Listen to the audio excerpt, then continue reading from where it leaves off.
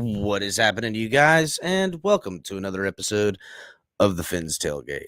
I am your host, El Capitan. I'll have my co-host, Color Commentary, coming on here with me shortly, but there's plenty of things to get into with this team in a death spiral. But before we get into the Dolphins a little bit, nobody went on the other day for the Tailgate channel.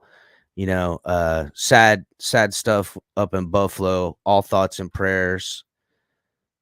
And, you know, it's tragic stuff because everybody knows the game. I don't want to get too much into it because it's, you know, it's a sad subject and try to keep it light around here. But it's part of the game, and that's not supposed to be part of the game.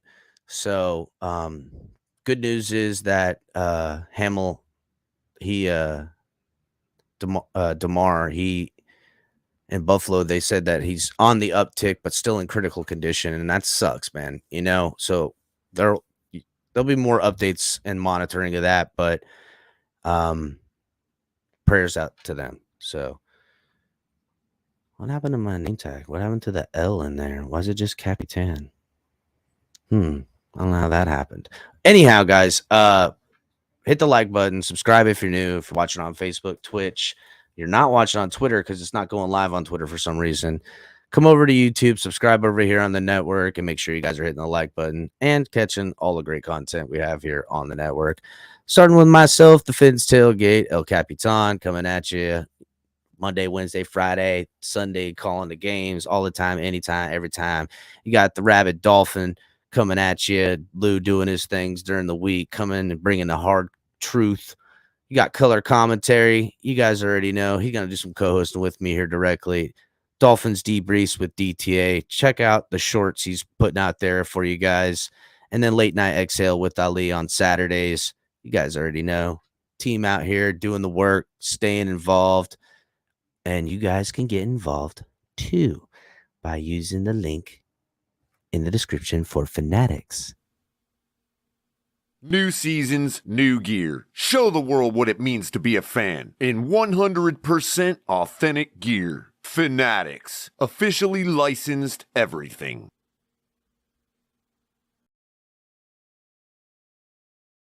And there's gear for ourselves. So make sure you guys check out the link for Fanatics.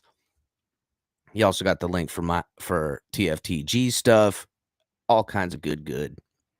Make sure you guys are picking yourself up some of the swag. Great way to support the show and represent your boys. Also, guys, link is in the description for Backroom Collections. You get 10% off, hashtag TFTG, and they will hook it up with one-of-a-kind good stuff. Shout out to everybody who's already in here in chat. California in here early. John, No Jumper, God Soldier, what's happening? Scott Jackson. Fins up 74. What's happening? Lucas, my guy. Lucas is right. Everybody like and share, please. What's happening? Moss, what's going on? Dan the Man. I know, bro. I don't know. I don't know how much longer we got. I don't know how much longer we all got. World crazy as a mug. I needed mine last year. Okay. So I needs this. We need to get this ship right. Hello. Hola, Youngs. What's happening? See you over there at Facebook. Mike, what's going on, buddy? Hit that like button. Michael K. Yes, sir. Sorry about your team. Rough situation. Prayers up for the whole organization, Bills Mafia. They've been a class act. I don't know when they righted their ship. You know, their fans have been pretty good these last 5 or 8 years. I think it was the 17 years of destruction. And then, like, I don't know, they kind of banded together there. Kind of changed a little bit of goodness. What's up, Lou, my guy? Family member. Dolphins realtor. I see you, buddy. Bubba, what's going on? Tua proven he's not QB1, so Skylar is up next. Get confidence in him. Skylar is taking first team reps. So I know they picked up McDraffin, big long neck draft man, McGlennon, and but he will be backing up Skylar. There ain't no way. If we see him out there, we're in deep trouble because, well, I don't know. You know, never know how shit shake out, but still, I'm not gonna be happy if he comes in there. Scummy, what's going on?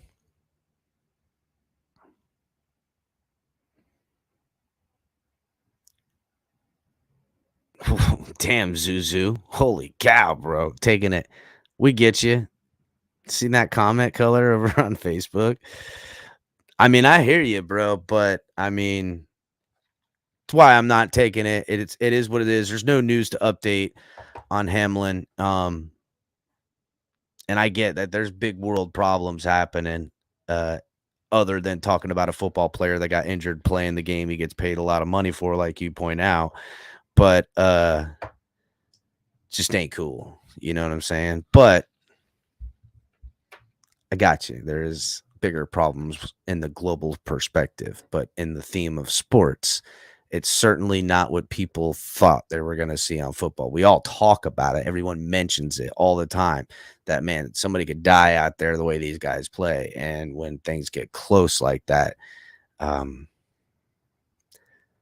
know, it's like anything else. It's hard to look away, and it certainly doesn't get any better by being silent about it. So what's up, Canes, Liz? All right, Color. Let's get up here, Color. Let's get into this. Man, Color, I got through the somber stuff, bro. So I didn't want to, you know, drag that out too much. It is unfortunate, and we will continue. You know what I'm saying? And that's just how it goes, bro. It's the world can't stop for it for certain. And the only thing is there's prayers for the and I certainly don't want to sound insensitive or cynical or anything like that. Not even a little bit, bro. And I can only speak for myself, but I can tell you, and I think everybody, I said this earlier this morning, everybody can ask them for themselves and answer this for themselves because I can only speak for myself. But if I've been laid up like that before, and I certainly wouldn't want my family to stop everything in their tracks. He's still in critical condition. He's not laid up. That's the thing right now. Well, like, okay, I've been in that same situation, critical condition, you know, on a breathing tube, life support, you know, catheter inserted, all of it for 6 days straight. And I can tell you that I personally did not want everybody to just stop what they were doing in their lives. Well, you know what I mean? It is a touchy subject for sure. Woke up on like the second day, and I was completely incapacitated, could hardly even understand anything going on at first. But once I could come to, and you know, still there, laying there incapacitated, they had a overhead TV, and it was stuck on TNT. And remember, TNT used to do those weekend marathons where they'd play the same movie over and over and over again. Yeah, but you could get lucky and put like you could get lucky and it'd be like They Live or something. It was Babylon 5, bro. Oh no. The absolute worst science fiction I've ever seen in my life. Oh man, I bet you could recite it though. 48 times I had to watch that thing, man. 48 times, dude. Sure, I'd they have weren't much trying rather some had psycho football mind on. torture.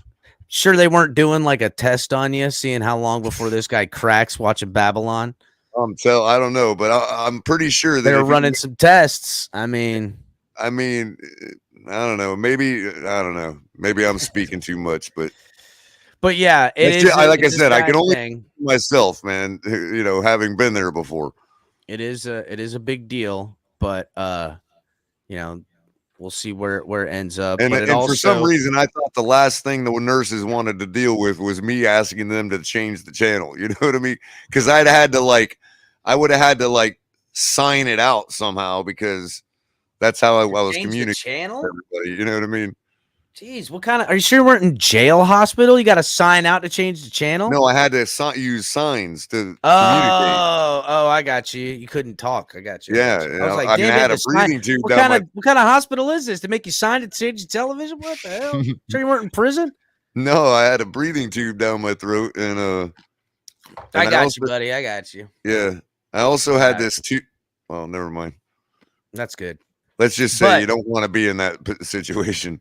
It's a sad circumstance to say the least, but you know, Godspeed to him, man. And yep, we'll pivot because you know, it admits in taking it back home a little bit, a Miami Dolphins situation where they have a quarterback with concussion concerns and long-term health, and it's not like he's been unscathed in his football endeavors from high school through college to now, with surgeries, with injuries, catastrophic ones. And I mean, there's 2 times in this young man's career where the whole world is rewatching his injury over and over between the hip and the concussion. The whole world, I don't watch college, but when he broke that hip, everybody's seen it. Okay. And then the same difference on primetime at the Bengals, which that place needs some sage. Okay. They need to call a medicine man and a medicine a voodoo lady and come sage the whole Bengals building right now. Too much shit be going down in that building. And no doubt. Anywho, they gotta to pivot a little bit. It does bring some things home to the Dolphins with what Tua has going on, but not to excuse me, not to get, insensitive, and we will pivot to football, but like this puts the NFL in kind of a weird situation for playoff seeding, who gets what, where it ends up. It's some real decisiveness. Now, there's a lot of talk about like they just don't play the game. They haven't solidified anything. They're not going to play the game. So what are they going to do? Are they going to give it like just one less game on their record and go by winning percentages? Well, I mean, there's a chance that if things play out a certain way this week, there's a chance the game is irrelevant, right? Okay, so the way the game becomes irrelevant as far as everyone having the same thing on the line, potentially, you know what I'm saying, to end up the season from these 3 teams that I'm going to tell you, is if KC loses on Saturday, which I already told you, Color. KC going to lose that game before this injury. I already had my bet on it. I had Buffalo. The Raiders, really? I know. Listen, I'm telling you, Color. I got a hunch. I got a hot hunch. I know I'm probably off my rocker, but if it happened, all becomes evil or a level playing field again. So I had the Broncos last week. They came dang close, man. I would have never picked the Broncos. See, now there's a hunch, and then there's just throwing your money away. You pick the Broncos to beat them. Come on, Color. Dude, look. At least the Raiders have what a situation. Happened in the game. What happened in the game? You're right, and they did fire their coach, and you're right to bet on that interim coach win. Okay, well, I also thought maybe, KC, because every once in a while when a good team like that throttles another team, they get nipped. You know what I mean? And KC was able to put it back in gear and finish the job, But I don't know. I think it's a ridiculous thing happens and Stidham shows up and like KC throttles it. I know it sounds ridiculous. You think Stidham wants to put his best Purdy forward? Yeah, why not? just Stidham and Adams all day. Bet the over on both those guys, and I have them bet to win in a ridiculousness because I mean, look, scenario written. If that happens, this thing kind of takes care of itself with the win-loss record and what is lost from the game's unfortunate incident. You know what I'm saying? Mhm. So everybody's got everything to play for come the last week of the season. So I don't know. I always play for that scenario. I bet on that scenario to happen because that seems to be, for whatever reason, the thing that happens. So I've got a couple of hunches on why that happens too, but that's why I hunch betting. See, thank you. All right. See some questions coming here. I see Scummy's got a question. Oh, go ahead. Scummy goes, question: would you rather miss the playoffs and clean house, or make the playoffs and all three return? So that's kind of a loaded. I found myself mulling that question over in my head a couple hours ago, and I didn't like the fact that I was mulling that question over in my head. But well, I'll mull it all day, but I'd have to put a caveat on this. It can't be just make the playoffs. It's got to be win a playoff game. I don't give a damn. It's got to be win 2 playoff games because okay, you win the playoff game and it's against like KC and you know what I'm saying? The 3 teams you're going to go against, you make it to the second round, I expect you to win that second football game. Mm-hmm. You know what I'm saying? So I don't know. I'd have to see. It would take at least one playoff win, and I'd have to see how damn respectable you were in that second one. That's what I'd have to see. Because I'm not going to let the team or this whatever goes on catch me in a moment where the team played out of its mind. You know, whether Tua comes back for the KC game, we'll just put KC in there, and they beat him, by 4 points. You know what I'm saying? And it was a good game, ground out. Tua played good, everything like that. Like, I'll be ecstatic, but I won't be like, okay, all is forgiven, mofos. Because if they come out in the next game and they don't look like they got nothing clicking and this team's just working us, I'm going to say, like, shout out to Crypto. I'm going to say it's an outer body experience and we're going to fall for the cheese because they just throttled the fan base one more time. Everybody fighting for everything. You know what I'm saying? What if we obliterate the Jets and the Patriots win? What do you do with McDaniel then? Everybody's fired because you still missed. You still lost 5 in a row that cost you the friggin' playoffs with a team that, listen, we did great against. I'm sorry, but nobody wants to really point out that every one of those teams are sub 500 other than the Steelers, who are only 500 and could be potentially not 500 by the end of the weekend. You know what I'm saying? Because Steelers have 8 wins right now. And the Steelers have had, first of all, they got tiny hands, okay, that I didn't expect much from. I mean, he's a rook, so I don't expect much from him. And their defense had some injury. So, look, it wasn't a team anyone put high up on their lists, and they played really well against the Dolphins. Against the other teams that we smoked, the Lions, as far as offensively, they were bad defenses. They were teams the offense should have shined in with the weaponry alone. Simplistic system and get the ball out there. Now, I will say this. In those games, Tua played masterful. He pushed the ball down the field. There were big strikes. There wasn't, those big bombs where someone runs free and away, but there has been those. I'm not going to say that there hasn't either. You know what I'm saying? Right. So he's had masterful performances, but in this losing streak against teams that have shit on the line, that have something to play for, and are teams that are gearing themselves up to be competitors in the postseason, the offense isn't showing up and showing out. And the defense is doing what they can, and I get it. And I have an article later on where the smear campaign against the defense is on full effect color. But yes, the defense took a step back. Injury alone would prove the fact that the defense took a step back. Josh Boyer being the only guy calling plays when two key contributors, including the head coach that was the mastermind of the defense, has left. Okay. Along with, Boyer's strength has always been kind of the secondary. And he's been really good as far as hand-picking secondary guys a la Cater Kohu. Play calling, he's not so great at in key moments. He has just as many flubs as our rookie head coach. So, just being real. And from back what we know, Brian Flores called more plays than he didn't.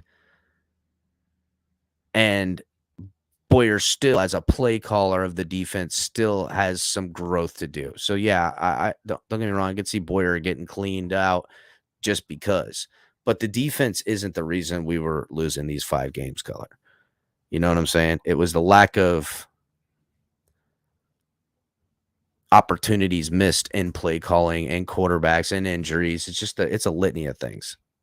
So I don't know the answer to this. Like, I guess that would be my answer, is that we'd have to win at least one. I have to see how. I mean, could the defense have been better in the respect that it could have been championship level, in which case our crappy 20 points per game would have won every game? Hey, that's fine. But that's not where our money was spent in the offseason. And we simply don't have that personnel. So it's not really fair to blame the defense for a regression, considering the personnel, regardless of whether we should have different personnel. He literally told us before a football game was game plan. I mean, it's like saying I'm gonna go 200 miles an hour, but I'm downgrading from a car that can do that to a Corvette. Sure, yeah, it can go $170, but it's not 200 miles an hour, and you're never gonna get it to go 200 miles an hour. I mean, I guess you can make modifications, but I'm talking about we didn't make those modifications. You know what I mean? On the defense, you're talking about? Yeah. Well, strictly on the defense. Well, listen, Color, they brought in Chubb. But I mean, what I mean is everybody's expecting the same 3-year trend that we've had, about 20 to 21 points per game, and we dropped to 23 and the sky's falling because our offense can't put up more than 23 points a game. I'm sorry. I mean, well, that's what to Pamela's point. Yeah, I mean, that's what I mean. We don't have the personnel to lock it down the way people expect for an offense that only, I mean, in big games, we're not putting up the points. Well, look, again, against the teams that. I hold on real quick. I'm going to address that real quick. What NFL penalized? No, I do have a personal channel. Yes, it's more than personal. It's my color commentary channel. But I have brought that fake. No, right now I have basically brought that branding to the Fins tailgate, and for the last year have been my main focus has been helping this team and this network grow. Once I've got my workflow down a lot better, I can start putting out my own specified content for my color commentary channel, which I have put out a couple things. It's just been months since I've uploaded to that particular channel. You're more than welcome to subscribe to it and just keep pushing me to try to get something on there. I was just hoping to do more of a kind of a less fit tailgate themed stuff there. Again, I'm splitting my time with both. So, and I wanted to help Capitan grow this network and grow the Fins tailgate. So I've brought I brought color commentary here, and that's mainly my home. But again, more than welcome to subscribe there. Keep up with me, because I'll drop stuff there eventually. And so far I've been able to throw out some stuff that I've clipped live, been at live games and caught some recordings, stuff like that. Go check it out now. I got a couple great videos on a three plays out of a series against the Jets last year, ironically, at Hard Rock, in one of our red zone appearances, from the end zone in the first row. So check out them videos. You might have fun with them. They're kind of interesting. But So thanks though thanks for looking out though. But no, color commentary on YouTube is not a fake. That's me. The OnlyFans will be coming out very soon. So make sure to subscribe there. You also can follow me on Twitter at ColorCom, and as well as buy me a cup of coffee. Buymeacoffee.com/ColorCom. You can throw me a cup of coffee for $2. You know, that was, yeah. It's, hold on, I got the thing somewhere here. Bam, there it goes, right there, scrolling around the bottom. Yeah, but if you want to support this network, make sure you hit the super chats, super stickers. Become a member to the channel, all that good stuff. Yep. If you want to support the Finn's Tailgate, make sure you focus it there, because that's where we really want things to grow. My channel will come along once we've got things, up to a certain level here where we have our workflow to buy ourselves more time to put into those Cat other for efforts. Cat for Life says the poll is Glennon to Glennon. I mean neck and neck. Oh wow. That's all. My Glennon. They're getting good. That could really catch on, good. Dude. I mean, I can catch on. McGlennon. McCulloch.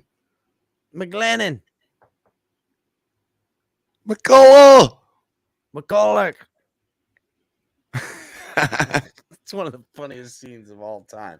My cousin and I do that all from the clan time. McCulloch, and I do not recognize McLennan clan.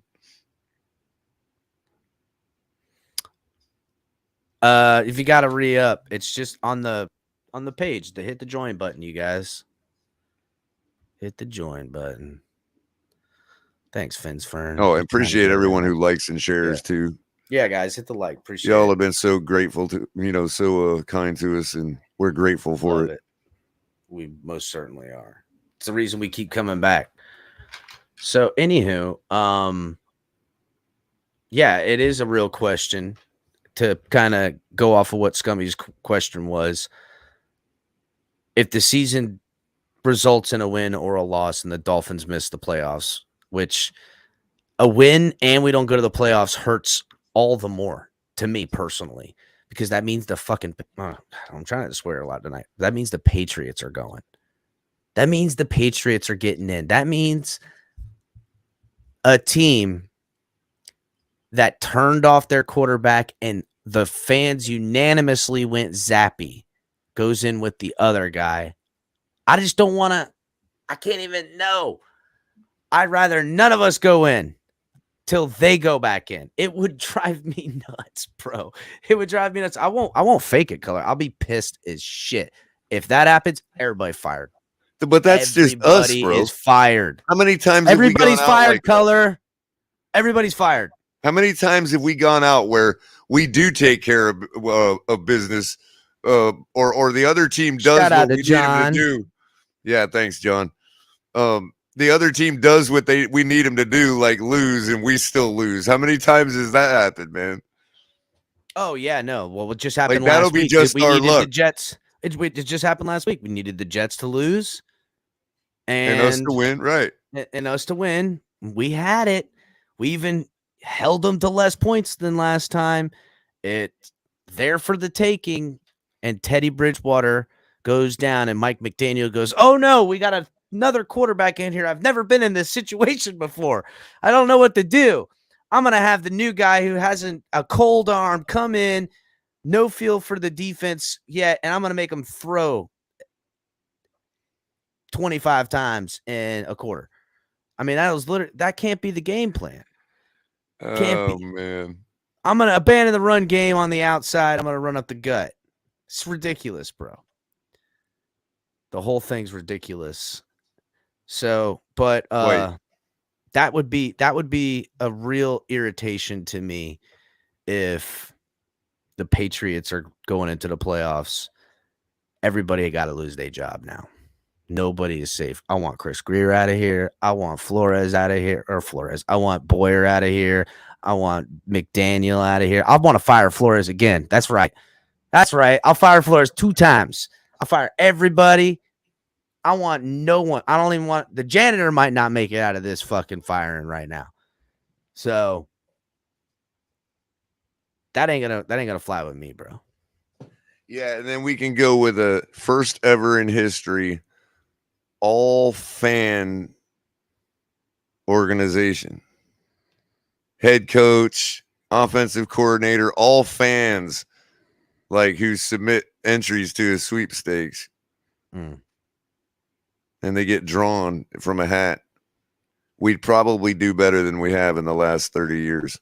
Well, you know what? There is something to say that if a bunch of fans did run a team, not that, listen, it'd be crazy. You'd have to have, I don't even know how that would work, but like nobody get away with a damn thing because no one would ever keep their mouth shut. But I mean, Everybody you know, be telling bro, everyone everything. that gets thrown out a lot. People, oh, you're not a GM. You're not a blah, blah, blah. Have you submitted your resume? Blah, blah, blah. You know, I get that. And I understand the sentiment, right? But I bet you that you could pick, if you were to be able to hand pick, you know, fans in this fan base that have been watching for 25 to 40 years and kind of like put together a crew. I bet you could be pretty successful in the NFL. You know what? Maybe they should take in like 25 years. We'll take the fan of the years from all the teams and have them fight to the last death. Ones you want? We'll have them fight to the death. We don't want the cheerleaders, bro. We want like real football people, man.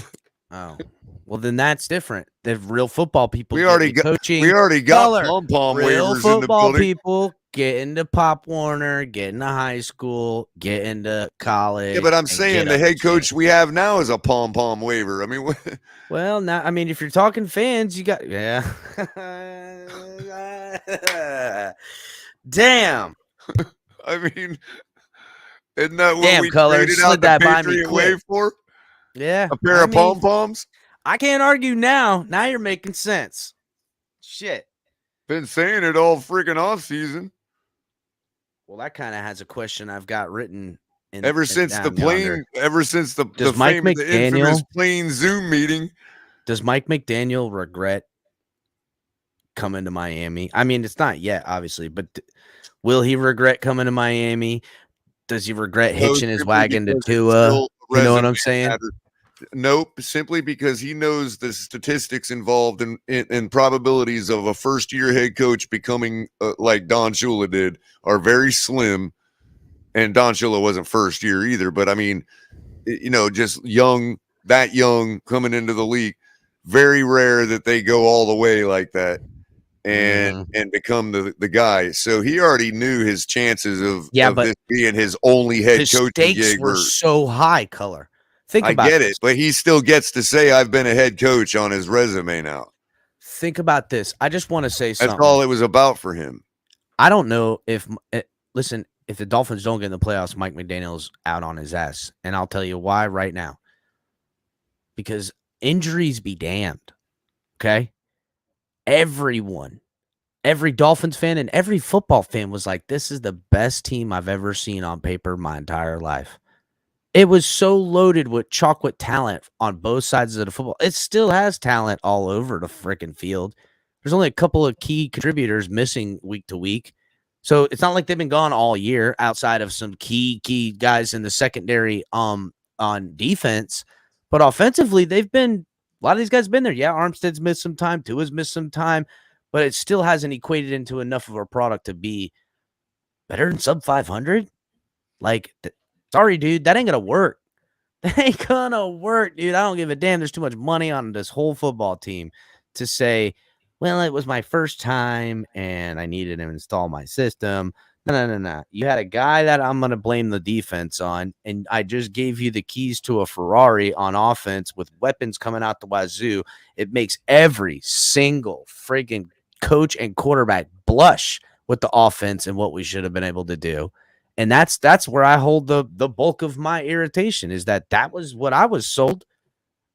I was sold a revolutionary fast football team that's going to mess things up. This West Coast outside zone, that outside zone run scheme didn't show up till 4 weeks ago.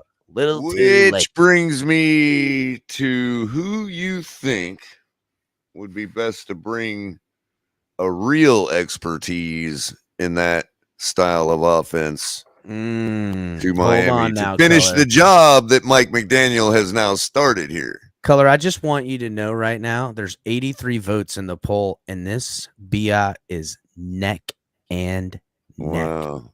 It is 24% Rodgers, 24% Brady, 25% other, and 27% Lamar with the slimmest of margins. It is neck and neck. And it's I'm leaving this fascinating poll that up. you picked all three of those guys, because all three of those guys could work for the coach that I'm going to be predicting, in my humble opinion, a crazy my prediction. But you have an hypothesis, awesome article to go who off will be of the that next Miami Dolphins head coach if if Mike McDaniel is fired. But before we get to that article that El Capitan is alluding to, go ahead, El Capitan. What article are you referring to?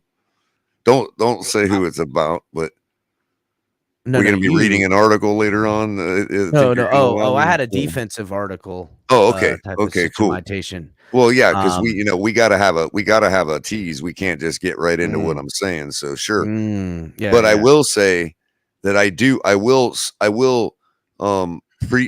give a prelude to who I think might have a good chance of being the next Miami Dolphins head coach, and which quarterback will be here as well. But first I want to say that I do believe that Jim Harbaugh will be the next coach of the Detroit Lions. Listen, you make an amazing point on all fronts, and really, oddly enough, it was a line I was crossing to bring him to Miami, but that's my fandom talking and not my head.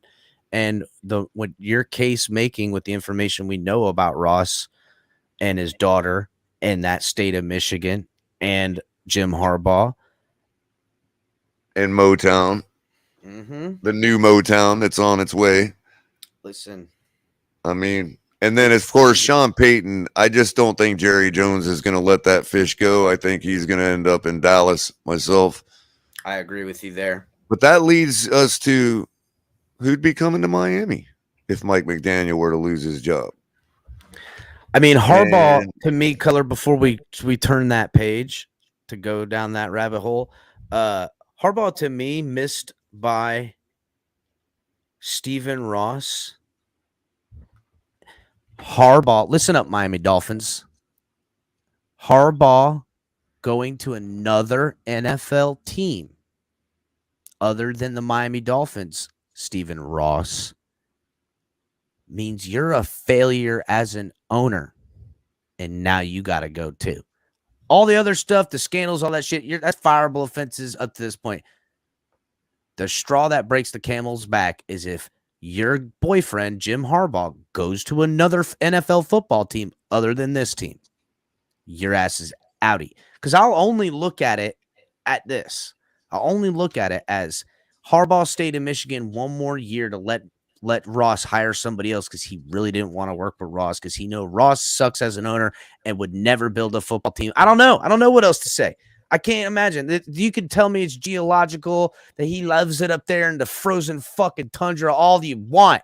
It's Miami. It's South Florida. Everybody want to be here. What you talking about? The whole damn world lives down in this mud. Don't tell me he chooses the freezing ass cold shoveling it out of his house more than being on the beach in Miami. That's just ridiculous. So if he misses him to another team, you're fired, bro. You're fired. You're done. Hashtag Toss Boss Ross is way more than that. You're done. One other hint before you get onto the article you had to bring us. One other hint would be this gentleman is somebody that would be so typically Dolphins to hire at this point in this situation we're in. It's almost a cynical pick on my part. Almost. But I'll explain why it doesn't have to be a little later on. Well, Tryhard here says you bring in Brady, guaranteed a great O-line. He's bringing his guys, especially at center. Ooh, good guy. You slide Connor out the left guard. Tryhard making some nice points here. Thank you for the $5 donation, Tryhard. Appreciate you taking active in the super chat. Brady as a option brought into Miami is It's the least costly option for certain because he'll be a free agent. You don't need nothing to take from him. I tell you And he what, would work. And he Harbaugh would, comes like I here. said, all three of those quarterbacks would work with who I'm talking about in the type of system. So Harbaugh comes here doesn't mean to me that means necessarily Brady would come. Or I don't know if those two guys can clash. But then again, does Brady?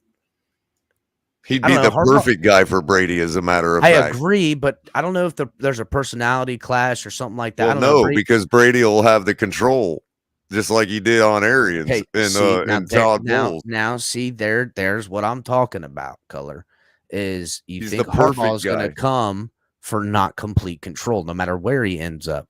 That's the point I'm making. That I know. If Ross misses him, I'm talking about my guy that I'm talking about. Okay, all right, yeah, I got you. You got a special, especially in his current situation that we discussed. I got you. I'm just pointing out the parallels to the question with Brady, and I got you. And see what you're going. Hey, you want it? You want the shot? Then you're going to have to answer to Brady, or Rodgers, or Jackson. So the Rodgers stuff is very interesting when you talk about Rodgers. I think everybody, myself included, would love to have Rodgers. It would be a beautiful thing, but every Dolphin fan would. Any team Michael would. K Rodgers swears up and down. Michael K is swearing it's Frank Reich, man. It's not Frank Reich. I wouldn't let that guy wear a Miami Dolphins shirt if somebody paid me to do it.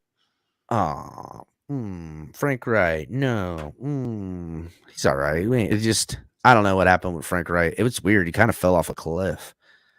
But please get well, Damar. What? I was just saying, please get well, Damar. I was just throwing a reminder out there. I didn't know what you said. I thought you were saying, please go get well, Damar. I'm like, who's well, Damar? Will Damar. Yeah, I was like, who's that guy? Is this somebody we haven't talked about? He's a better quarterback than Mike Glennon. I can guarantee you that.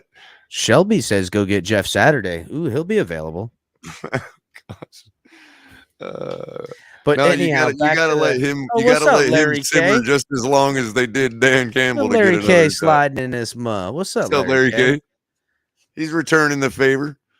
Gotcha. A couple of us slid over to his show earlier. It was pretty good. Pretty good chopping it up. So, anywho. The Rodgers, y'all are going to hate who it is, and you're going to argue the hell with me. You're my God, like, no, you guys can't wait. Be that guy. You guys can't wait till Color reveals this because this is insane, and I'm going to drag it out with each one of these quarterback options before we get there. So buckle up. The Aaron Rodgers, to me, from the way I understand it, is that no matter what, before you even trade for getting Aaron Rodgers, what's up, Gaines? Jamie, Chalk, what's going on, everybody? Joe, sorry I've been shouting everybody out in the chat, but anyhow, the problem I understand with Rodgers is that before you even trade for him as the asset quarterback Rodgers, you're gonna have to make up for the dead cap that Green Bay's forcibly, because of the contract they signed, gonna carry, which is like in the 40+ million. So I don't know exactly what the figure is, but they're gonna have to carry a significant amount of dead cap. And I just don't see why they would do that. And how could the Dolphins give the assets and take the dead cap? Because they're still going to have dead cap. They're not going to have money to even afford. If you gave them a bunch of young players, they couldn't even give them new friggin' contracts because they ain't got the damn money. You know what I'm saying? You'd have to sell all your players, get all draft picks, and then figure out a way to give it to them. From what I understand in that situation. But it's nothing's out of the realm of possibility. I don't know. There's ways for them to loophole that whole situation with the finances in some form or another. I'm just saying that's the snags I could see proposing a very big problem in the Rodgers trade. Is it possible though? Everything's possible, Color. Let's be real. There ain't nothing. There ain't no one and nothing. Never on ever time, Neverland. Thank you. As long as it's possible, it won't shoot out my hypothesis. So, anywho, Lamar Jackson, on the other hand, and I was told, I've had a source since the last time of the when people were hearing Deshaun Watson, this guy was telling me Lamar wants to come here, and he was, just gave me a little heads up that Lamar wants to be here because there was a lot of talk of the Dolphins moving off. And when there was talk of Deshaun at that time, this was early in the show's conception, that Lamar would like to be here too. And then oddly enough, when Deshaun didn't happen, that Lamar plug ramped up and said, there's something else going. And then we heard it everywhere as Lamar hit problems with the Ravens, and it came out how he wants to be on a different team. And one on his list, the top of the list, is Miami, which everyone is, really, let's be real. But as of recent, that little wink and nod was basically said that I had the quote. You seen it up there, what he told me. And he said that, Lamar don't want to be in Baltimore, and he likes the idea of being in Miami. And they're monitoring, that Lamar camp is monitoring this Miami situation between what's going to happen with this coach, this quarterback, and this friggin' organization. And if the GM goes out the door, the coach goes out the door, and the quarterback goes out the door, it's only to go get that dude. And could you imagine if Harbaugh ended up here and it was Harbaugh to Harbaugh? Could you fucking imagine? That may help. That could be something that helps the deal. I mean, I'm just saying. I mean, there's you can't get anyone in trouble for tampering of any sort because they're friggin' brothers. But I will say Shout that out to given Michael K, Bills Pat, OU, the Bildos. He says Bills Pats over under for Bildos thrown on the field is 2.5 this Sunday. No, it's we not. Miami fans aren't sure what a Bildo is. Only Bills fans would know what Bildos are. Oh, y'all are nasty as hell, bro. I'm telling you. I could smell that thing through the television set. God. That's how nasty that shit was, dude. I had to freaking burn incense in my studio for a week when I saw that. Well, I will say this about Lamar Jackson. He doesn't smells like the never mind, bro. I'm not gonna say it. Oh, smells like the free clinic. Hey, smells like petunia. Ooh, I don't know about that. Not in Buffalo, dude. It smells like the free clinic. Smells like New Jersey. Gross. All right. Anywho. So anyway, so I think that probably about 85% of our fan base agrees that Lamar Jackson would actually thrive in a system like this and would actually be deadly. None of us have really pushed back on the fact that having a running quarterback with his capability and all that would definitely suffice in this offense, right? So he doesn't disrupt my plans as far as who I think the coach will be. He would work too. So did we already talk about Brady? Did you already mention Brady's that he acquirability? It wouldn't cost assets. He's a free agent. Right. Try hard. And again, he can run any kind of offense and would thrive just fine in this style offense. It's Brady. There's probably a whole bunch of coaches that throw their name in that hat. Guys no one's even considering. You know what I'm saying? Well, I mean, and not to mention that his style offense has been not much different than a West Coast style offense anyway. Color, I hate when people is say out in Vegas. West Coast and what kind of offense style it is. For Brady, it don't matter. So my point is, it shouldn't matter if you're a damn pro football player. No. What I mean is, for Brady can adopt anything. Is what I'm saying. He knows them all. So what I'm saying is, that's what greatness, right. So what I'm saying is, he doesn't disrupt my my coaching prediction either. Is what I meant. That's what I was kind of trying to arrive at. I got you. Yeah, I'm aware. So all three of those guys work perfectly for this guy that I'm thinking. God, anyway. This guy's a shipwreck, bro. Anyhow, it's God. I admit it's God. No, I'm kidding. Well, if we can hire, if he's willing to take the job, that'd be I'm betting At the this Dolphins point, all I day. think he's going to be the only one to save this organization. So, but yeah, the Lamar option, and there's trade packages. You can stack them up any way you want. It really comes down to a lot of things, not delving too much into it, but the Ravens are over Lamar too. I know everyone's talking about, hey, they're going to extend him. They're going to do this. They're going to do that. Now, could they really like blackball the whole thing? But where's it going to get that organization? I mean, yeah, they're on their way to the playoffs anyhow. So, and no Ravens fans make bones about the idea that, hey, we're in the playoffs without Lamar. We don't need him. They want to keep Lamar. They know what he means, but the organization paying Lamar, how that whole thing's shaken out, they could Kirk Cousins. They could do the whole deal. That might happen, but they're over Lamar as much as Lamar's over them, from what I'm hearing. What's going on, EM? What's going on, buddy? So, but either way, the trade package ideas of people putting together, it gets costly. And that's the sad fact, because when you try to pivot and you don't have assets, you're going to have to give away future assets like the 2024 first round pick. That's certainly something that's definitely going to be on the table without a doubt. And then you're definitely going to see guys like Christian Wilkins' name in that bunch.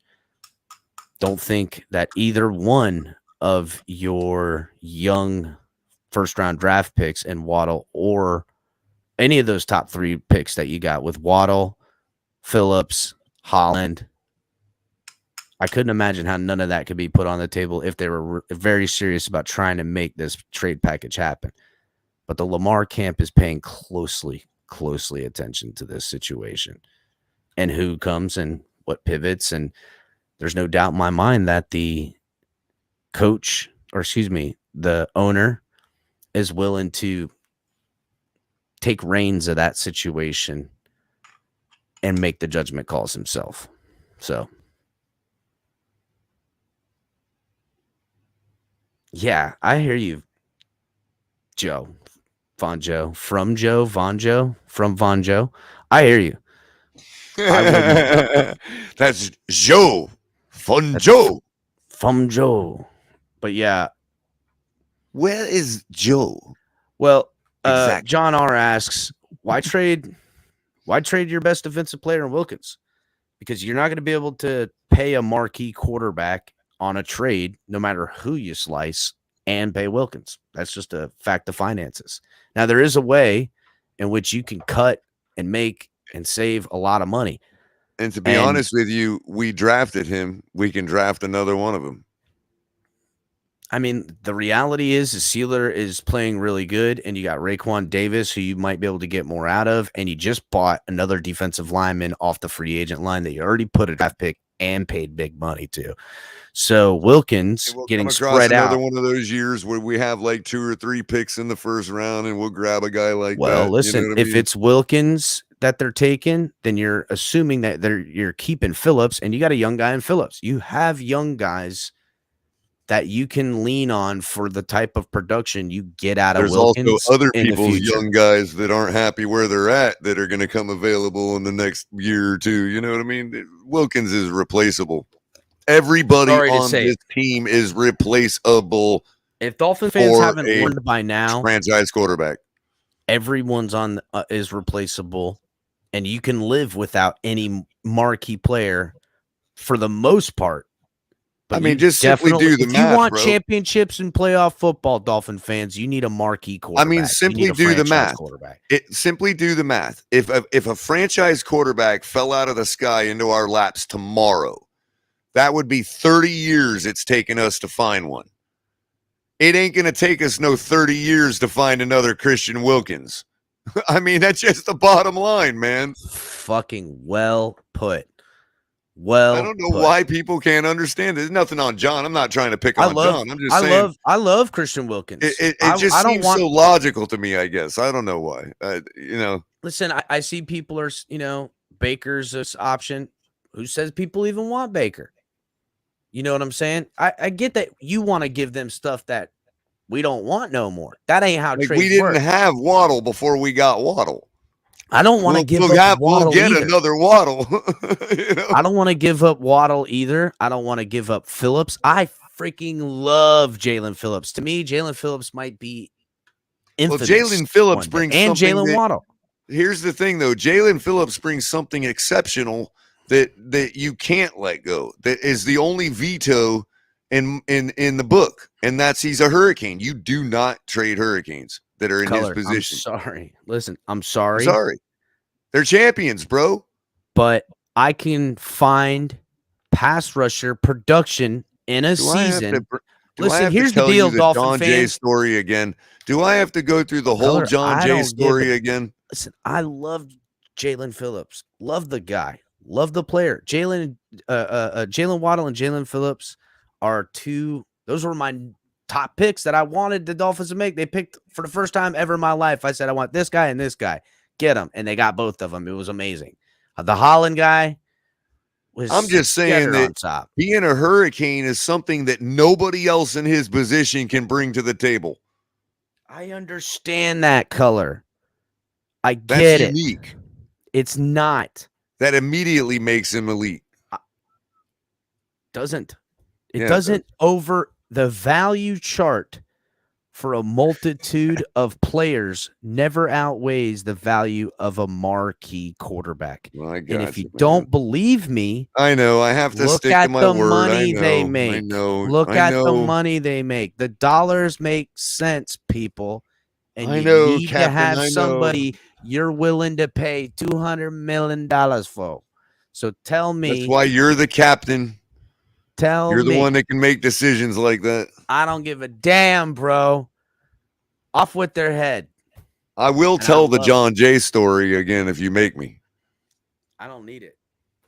Go ahead. It's just, bro. The guy, Hurricanes are champions. If you look back, break the news, Color, but the Miami Hurricanes have disgraced their championshipness. I know for the last 20 years. I blame Philip Dorsett. I blame Philip Dorsett. It started with him. You used to be able to count on a Hurricane being a good football player, bro, in the NFL.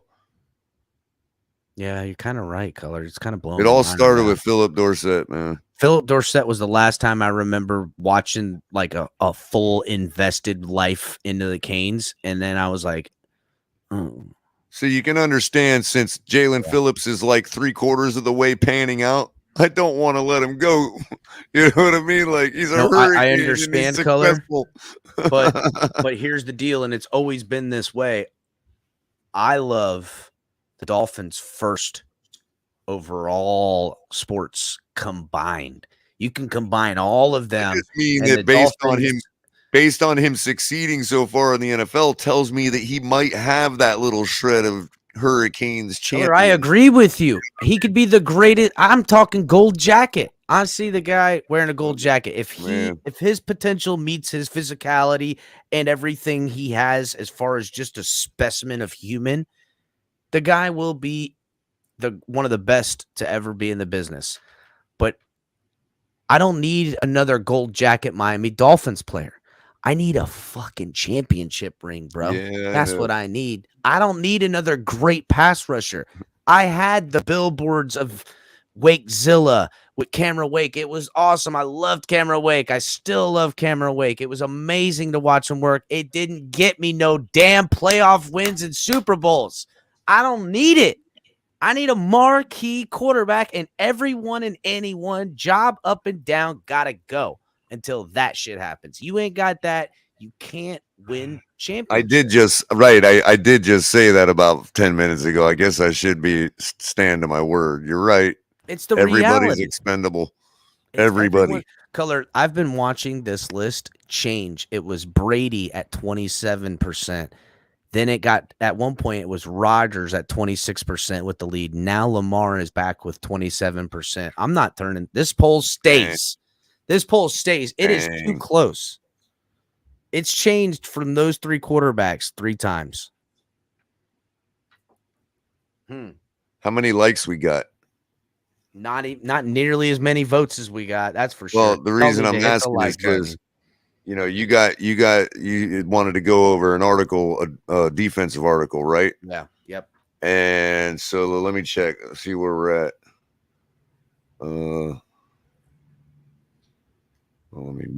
Let me mute this thing. I All know. right. Look, Imperial Gaming is right here with me, bro. I loved Wake, Rashad Jones, Brett Grimes, bro. I know it was so entertaining, and I loved them all so much.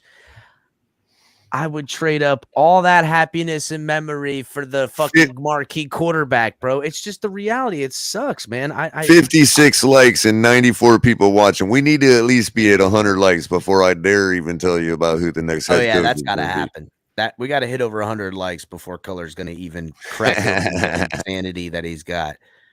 But you know, it's a shame because we've seen amazing shows. We've seen great wins. I mean, the walk-off safety, the Miami Miracle. These are amazing memories, Dolphins fans. But that ain't why we do this. That ain't why we watch. That ain't why we partake. We need more. And look, Rodgers has got one. Brady's got one. Does that mean they can come here and get us one? I don't know. Lamar, you know, he hasn't gotten one either. If he did, it'd be hard pressed to afford a guy like that. The only reason we could afford all the other three of ones them are in any- hungry. All of them, Yeah. three of them have just enough hunger left. Look, on this football team with Lamar wants to be a Super Bowl champion. You can't deny that. on this football team maintaining enough of the talent. That's the reality too, guys, is that you got to remember we walked into the season with the most loaded roster, like I said earlier, on both sides of the ball I've ever seen on this football team. Every single one of these guys got jersey sales because they all really friggin' good. Okay. Every single, okay. I would say on both sides of the ball, there is 7 guys out of the 11 that are starters in any football team they go on in the NFL. Be it that they're younger than the guy in their position or better than the guy they got. You know what I'm saying? All these guys are starters on other football teams. We had a loaded football team all the way around. Guys got injured, still wasn't going to be an excuse. It should have equated to more. It's going to be, you're going to lose. You can afford to lose some assets, Color, is basically my point. You can afford to lose some assets in a trade for a quarterback as how loaded this football team is. But you don't want to miss the opportunity because you're not going to be able to afford to buy and pay for all these assets in the future. You know what I'm saying? Uh-huh. Okay, so I want to make sure this is right. Hold on a second. What? I think this is from today. I'm not sure because it's a different message than it was the last time. But I think John, a Seattle Fins fan, may have just bought me 5 cups of coffees at $2 a coffee. That's $10 donation. Appreciate that very much, John from Seattle Fins fan, John. And then it just says someone. And the someone is bold. So someone bought you a coffee. Well, someone is one of the people that are in the chat all the time. That's what I was making. That's what I was going to just double check. It's got to be someone. Don't we have a username someone in our chat? Yes, if yes. I think there is, and that person just bought me a cup too. So thank you very much, guys. While Cap's going over his defensive report, I'm gonna go in fact make one of those cups. All right. So real quick, yeah, go ahead. Color, you want to do the rundown real quick? Yeah. HB was looking for access, but I think he's gonna just send that. He's got a video to upload, but he's just gonna send it to me to upload, I guess. But if you want to shoot him access, you can do it that way too. I can shoot him access real quick. Why don't you do the rundown while I do He said it's already there, so you unless he needs access for something else, you're probably all right. It's already where? In the thing? In the drive, yeah. In my drive. You know, the P-Shares drive. Okay, well, I can't access that. Not here. I don't have that set up. You'll have to download it and put it on StreamYard. Yeah, that's what I'm going to do. But yeah, We can hit the rundown. Yeah, let's do the rundown. Go ahead, Color. All right. You know the drill, ladies and gentlemen, and all stops in between. First of all, keep praying and visualizing if you're godless for Damar Hamlin. He's still in critical condition after suffering a medical issue during the Monday Night Football game. Other than that, make sure you're liking and sharing the video. That is the easiest and cheapest, free way to support the channel. Just hitting a like, sharing it, making sure you subscribe to the channel and hit the notification bell, because we can be sometimes a little spotty and erratic, but we're getting you content just about every day of the week. And the schedule goes usually Monday, Wednesday, Friday, Capitan for Finn's tailgate. Yeah, typically it's Monday, Wednesday, Friday. I don't know. 10 o'clock. Sometimes I miss the Fridays, but I'm always here Sundays too. Typically, one of us will cover Friday one way or the other. Then you got Lewis, aka the Rabid Dolphin, always popping in, foaming at the mouth. He'll fire up a stream anytime, but he's always contributing. And so, like I said, make sure you're hitting your notification bell so it lets you know if one of these guys do go live. Because we also have DTA coming in with Dolphins debrief. He's trying to do it every Monday, kind of for the purpose of a debrief. But he's still nailing down his schedule too. He'll fire up a stream and go for a zillion hours straight. So look out for him late night, because he's on the West Coast and he likes to try to hit people later. He catches the people night around the the West world, Coast. Color. He catches the Dolphin fans around the world. If you are in international waters and beyond as a Dolphin fan, you can count on DTA to come especially west of California. At some point. Yep. And then of course you got myself.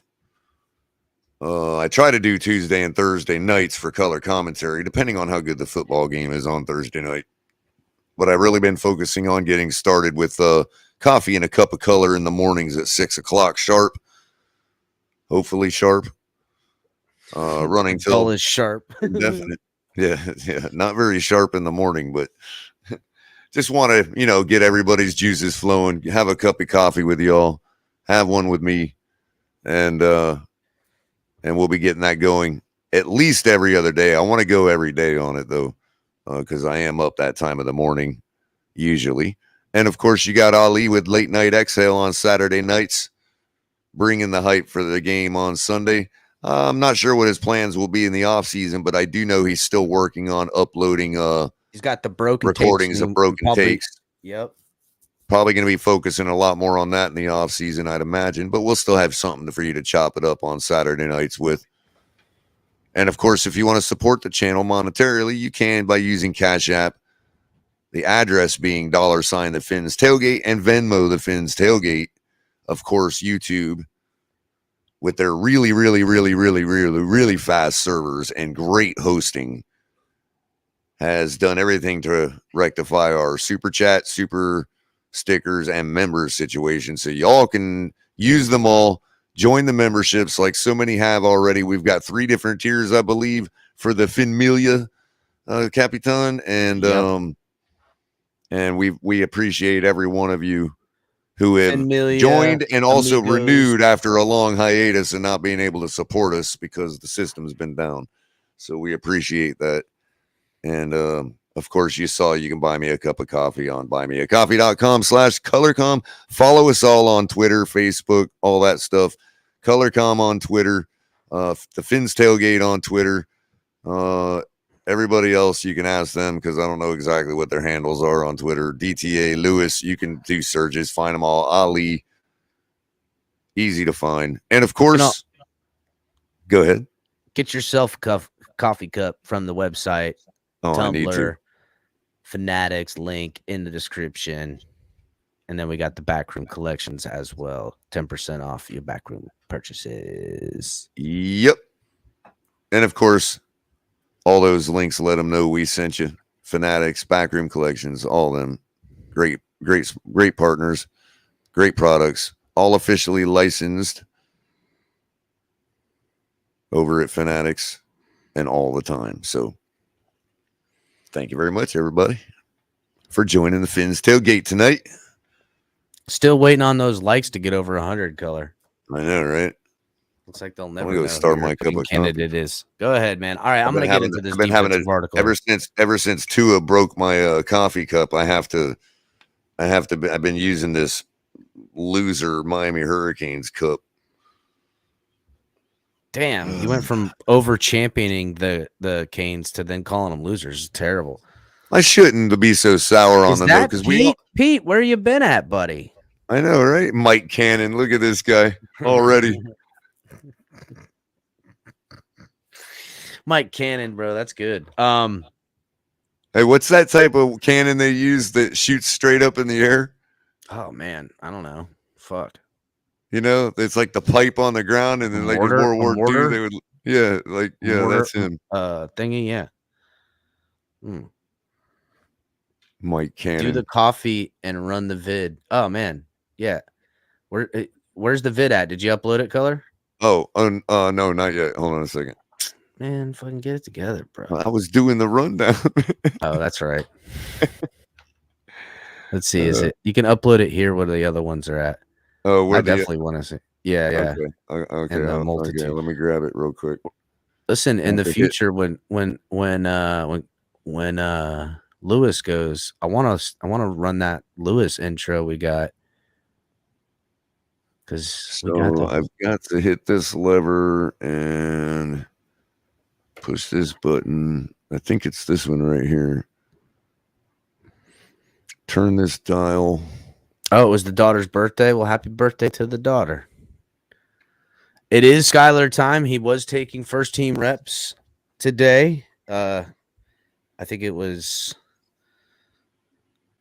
Adam Beasley that reported that. So Glennon will be the ipso facto backup if Teddy with his dislocated pinky can't show up and show out at all.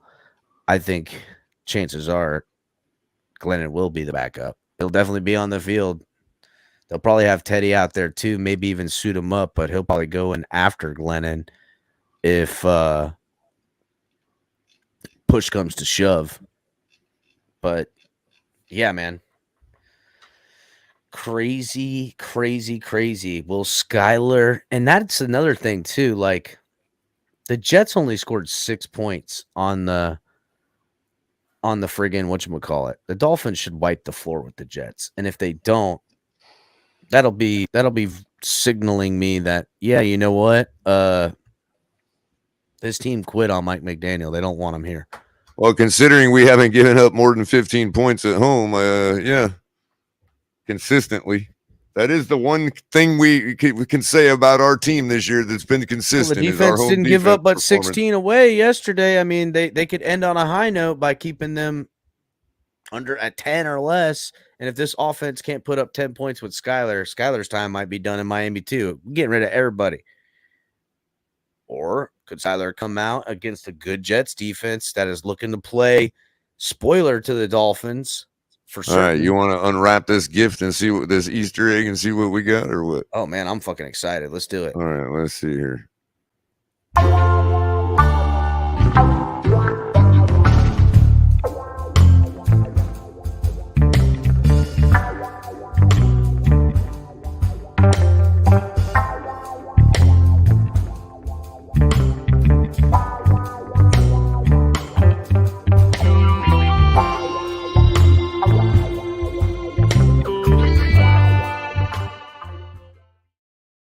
Shit is awesome, bro. Wow. Shit is awesome. You could do that one and then follow it up with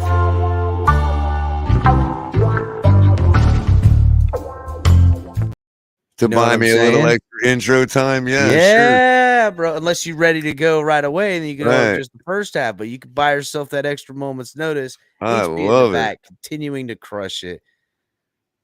AKA Zipamita. If you guys are looking, HB, thanks, man. Thanks, Zippa. Learn everybody, anything, shout out to Zippa in the chat. Throw the fins up for Zippa.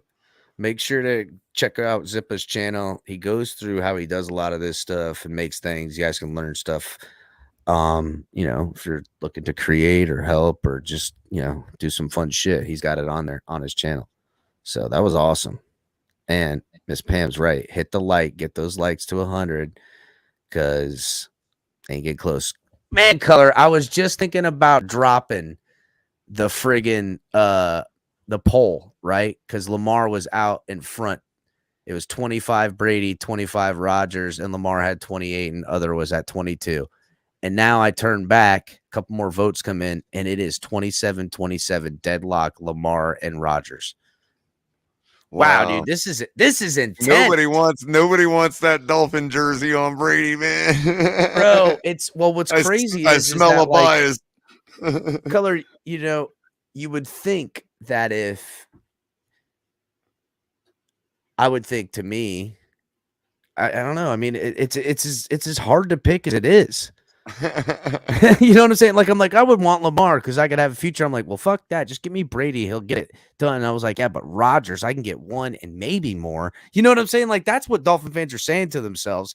They're going, Lamar could get me potentially multiple and work out in the long term. We could be great for 10 plus years. That sounds awesome. You know, all that stuff. Brady could come in here and get the damn job done. One and done. Super Bowl, we out this bitch. But Rodgers, not only could he get one done, but maybe he can get two. Maybe Rodgers plays for 2 or 3 years. This is the conundrum of Dolphin fans right now. And right now it sits Brady 25, Lamar 26, Rodgers 27. Wow. And then 22% of other, which is the slimmest of margins still, considering how close the other ones are, is friggin' other. Because everyone's like, nah, just give me somebody else. It's crazy. Damn. That's amazing. That's crazy. Hit the like button. Dare Guys. y'all All right, be Color. Go ahead and make your coffee in a cup of Color. Throwing shade on Tua like that, all y'all should be ashamed. I know, a bunch of friggin' Tua haters, bro. Hey, for the record, Bentley refrained from voting because Tua wasn't as it wasn't there. Tua's other Bentley. Oh, is he? Tua is other. You could pick other. I was gonna put other and Tua, but it was the question is, I guess who would you like to be QB next? Not again, right, so I kind of just put I just wanted to give him credit in case he needs to have street cred with all the Tua faction, For the record, Bentley refused to vote. All right, well, I think Bentley's making a mistake. I mean, that's a badge of honor in his circles, you know what I mean? I guess so, but Bentley should have his voice heard like the rest of us. I hope he's at least hitting the like button. So, Bentley, I don't want you to feel marginalized and silenced in any way, shape, and form. So, please, Bentley, pick other. Because other now is 21%, and Rodgers is running away with it with 28%. With Lamar at 26%. So, yeah, you get Rodgers for 1 year, maybe 3. Who knows? You might get 2. Brady, to me, is a one-and-done situation. You know what I'm saying? He's going to be a one and done, 1 more year, last hurrah Brady style, going to get the victory, going to get the Super Bowl, be the only guy to ever do it in 3 different teams. No one will ever break that record. He'll have every record, retire with every record, win one in Miami, just to needle the Dolphins in the eye as a Dolphin. He'll become part owner. It'll be slam, bam, wham, bam. Thank you, ma'am. But Lamar could get one and be competing. We could be in the playoffs the next 10 years, maybe get 2 Super Bowls. Or Rodgers might be in the playoffs the next 3 years, get 2 Super Bowls, but your franchise is broke. I don't know, but we'll see where the fans end up at the end of this. All right, Color, I'm going to go into how people are now blaming the defense. But Barry Jackson, who I really like and really respect, he's always been a great Dolphins beat writer type guy, columnist, everything. I mean, he does it all. It's so weird because, like, you can say beat writer and columnist, and they mean completely different things, but he, like, does it all. So, op-ed pieces, everything. So, here it is, Miami Herald, Barry Jackson. How Dolphins defense have failed in every moment of truth in this skid, plus some personal notes. So the title is super like the Dolphins defense is to blame. But the first thing he says corrects the title. It's kind of a gotcha title. Now, let me be clear. The Dolphins' offense shoulders much of the blame for the team's collapse from 8-3 to 8-8. That's the first sentence in the whole thing. So he sets the record straight right away. During this ongoing 5-game losing streak, Miami has averaged 20.8 points, a figure that would rank them 21st in the league in the entire season, and is significantly below the 24.1 points that the Dolphins have averaged overall, which is 10th best, talking about the offense. So in this 5-game losing streak, they've only averaged 20.8 points. That's not even 21 points a game. But this much has been established. This defense cannot be trusted in moments of truth. During this 5-game skid, Miami Dolphins defense has allowed long, clock-chewing, point-deducting fourth-quarter drives in all these losses. Consider, against the 49ers, after the Dolphins failed to convert on a 4th down when trailing 23-17 with 6 minutes and 3 seconds left in the game, the Dolphins defense allowed a 10-play, 34-yard drive, taking up 3 minutes and 57 seconds, highlighted by a Christian McCaffrey 30-yard run, setting up a Robbie Gould field goal that pushed the Niners to a 26-17 lead over the Dolphins with 2 minutes and 3 seconds left, and essentially settled the matter. See, right there, that first example, I already don't like. Because, what are you doing? Stop it, dog. Cut it out.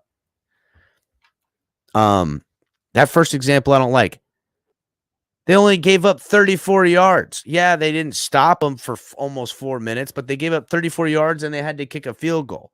Now, yeah, it chewed up clock and they ended up winning the game, but everybody knows the Niners game was on the offense. The offense is getting beat up, but the Niners got a good defense. I think we all could live with the Niners loss and it been nobody's fault. Because I know the defense did good a lot of the times. I really thought Boyer's game calling of the defense was terrible at times.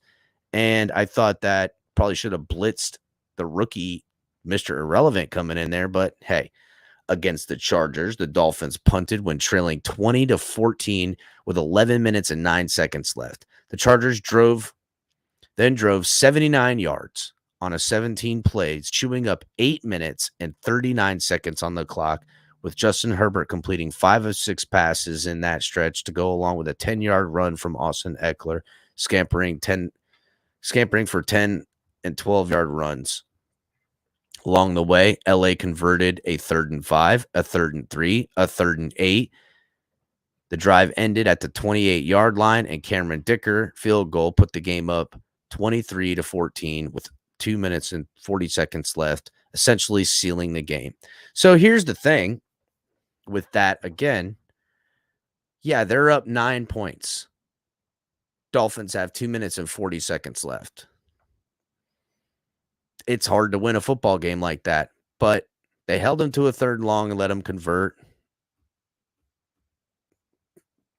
Still held them to a field goal. It is painfully obvious that late in the game, the defense is tired and giving up long drives. Obviously, I don't know. Play calling always looked weird when they bring in that other team on defense. And like you see like Sam McGuavin and like 4 other guys go in to change. That's when these drives end up happening because guys are coming out for rest and stuff like that. And is what it is. But that's a good point in that LA game. Against the Bills, after punting from the Bills 43 in a tie game with 6 minutes and 4 seconds left, Miami watched Buffalo go 86 yards, 15 plays for the whole remainder of the time for a Tyler Bass 25-yard field goal that won the game as time expired. On that drive, Devin Singletary ran 6 times for 34 yards. Josh Allen was 4 of 4 on 40 yards and picked up a key 21-yard pass interference on Cater Coho. That pass interference call murdered us. In the Green Bay game, after Tua Tagovailoa's interception at the Green Bay 30 with 6 minutes and 7 seconds left, the Dolphins were down only 23-20. The Packers drove 56 yards on a 9-play drive, taking up 4 minutes of the 6 minutes and 7 seconds left. Matt Crosby 26-yard field goal, making it 26-20 with 2 minutes and 2 seconds left. Rodgers completed 2 passes for 35 yards. Aaron Jones burst an 18-yard run on that drive. That Green Bay, I'm sorry, you got 2 minutes and 2 seconds left and you're down 7 points. You got to be able to drive that field. I don't give a damn. And interceptions cost us that game. Against the subpar New England offense, the Dolphins again capitulated on Sunday. Dolphins again capitulated on Sunday. Down 16-14 with 9 minutes and 43 seconds left. Miami allowed New England to march 89 yards on an 11-play drive, eating up 5 minutes for a game-sealing touchdown. Mac Jones completed 5 of 7 passes for 51 yards and a touchdown, and Drew Keon crossing a 22-yard pass interference penalty on that drive. The Dolphins defense then played all 5 of those losses without Byron Jones, Nick Needham, Emmanuel Ogbah. I don't know why it's got Byron Jones, but Emmanuel Ogbah, Brandon Jones, and on Sunday we're without Bradley Chubb and Xavier Howard. Nevertheless, the lesson to emerge is self-evident. The Dolphins defense cannot be trusted when the game is on the line. Overall, the defense has allowed 24.6 points per game. That's 27th in the league. In general, we're just not playing as well as we would with the talent we have, with this coaching staff we have. Jalen Phillips said last Monday. And I agree. Defense, has taken a step back. I don't think anyone can deny the defense has been underwhelming at times. And, that some of these games you maybe could put their personal bit of onus on it. There's been bad play calling and everything like that, but it just feels like we're looking to highlight things that aren't the problem when we don't want to look directly at what the problem was. And the problem is that the offense didn't score enough points with the offensive-minded coach that we hired, with the offensive doubling down we did on money, with the promise of a better offense. Because you know what? We brought in a defensive-minded coach and found ourselves at one of the best defenses in the league. Now, I know it wasn't in his first year, but he didn't start with the team that this coach started with. Offensively, defensively, talent-wise, picks, trades, whatever you want. That coach started with a team that he lost all the guys other than a few. Well, not to mention that we're talking about, I want to know how many times an offense has given the ball back to Aaron Rodgers and had their defense hold up again. No, I know that. Listen, two of those examples weren't cutting it at the minimum. I could see what they're saying. The New England game, yeah, they gave it up, but that game, I'm sorry, the defense earlier in the second quarter stopped them a bunch of times, or in the game. I don't give a shit, bro. You can write it any way you want and cherry pick the ways in which the defense had their failures in all those losses. But the overall tone is the fact that the offense didn't take advantage of opportunities when I seen them do it. And it wasn't because of any other reason other than ineptitude of execution by everyone.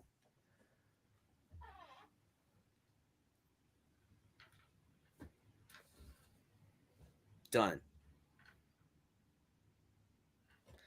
So, Color, we're about 24 votes exactly away from getting over 100 likes, for you to tell it. So we're getting really close. All right. Everybody's going to be like, we waited all that time and made all them likes for that color. Y'all are going to totally disagree with me and shoot it right down as soon as I say who I think it is. Oh man, it's gonna go off the rails. But my logic is gonna be impeccable, and you're gonna have to you're gonna have to recognize what I'm saying, man, because it ain't so far fetched as you think. Guess we'll have to see. Maybe for Pete, but only Pete. Pete will get it. I'll let Capitan decide. I don't know, Color. I wasn't planning on dropping the link. I wasn't trying to do all that tonight. But season over, huh? You think? So oddly enough, I They'll think the win the Dolphins Super Bowl? win. Well, to me, the season could be over Saturday if you want to be real. Because if KC wins, with Buffalo having an emotional Monday night game that they weren't able to win or lose, why?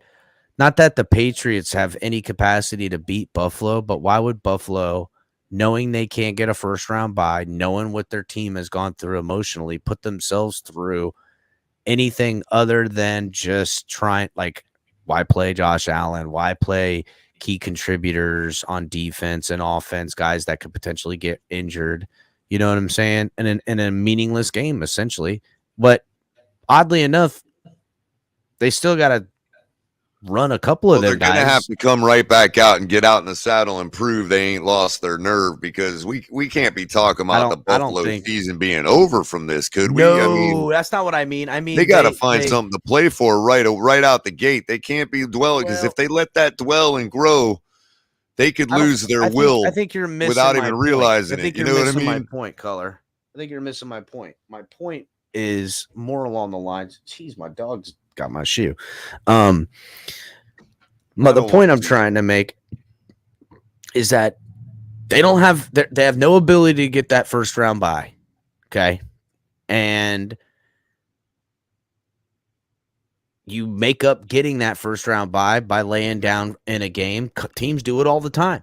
Yeah. The teams used to do it all the time. They go, hey, we're not getting that first round bye. We're taking our bye now. They don't call it that, but that's exactly what they do. And why not? With even more reason with this emotional stuff coming on. It could have ended up that way anyhow. The Bills could have lost against the Bengals, and then the friggin' Chiefs win, and the Bills done this anyhow without the tragedy. The tragedy just gives more reason for the coach and organization to lean that way even more. You know what I'm saying? So the Dolphins season could be overcome then, where Dolphins fans are just dreading doom because they're like, yeah, they're deactivating Allen or doing, you know what I'm saying? It could just be a done deal. You can almost anticipate. And you got to remember, I feel like they may be feeling, some of them got to be feeling well, complacent now and the wanting to only get other out. thing I could see is that the Bills, well, it's odd too, because like the Bills, if they win, they keep the Patriots out, so they won't see the Patriots back to back. If they lose, they won't be second seed, they'll be third seed potentially if the Bengals win. The Bengals could lay down to the, you know what I'm saying? I'm just saying it's squirrely as hell right now with that whole situation. Like I said, I bet they're already, some of them are already getting complacent. They wouldn't admit it right now, but so they want to get back out on that field, man. I know it. I agree with you that that's the football player mentality, but I'm talking about the upper management of it all. I mean, you let them thoughts start creeping in their head too long without getting out there and playing, it could be disastrous, man. I agree. But, and we've seen teams do stuff like that. They kind of, I mean, we've seen the Titans do it 100 million times, it seems like. Well, I mean, with what's hanging on their head, you know, they're going to have to get back out there and convince themselves it's okay to hit again and take hits. And no, I see guys, they want to fight for their man that's down. You know, that's how football players don't think like how people exactly think. My point. That's exactly my point. But if it lingers too long, that could creep in, is what I'm saying. If that lingers too long and they're not out there getting out and playing, you know what I mean?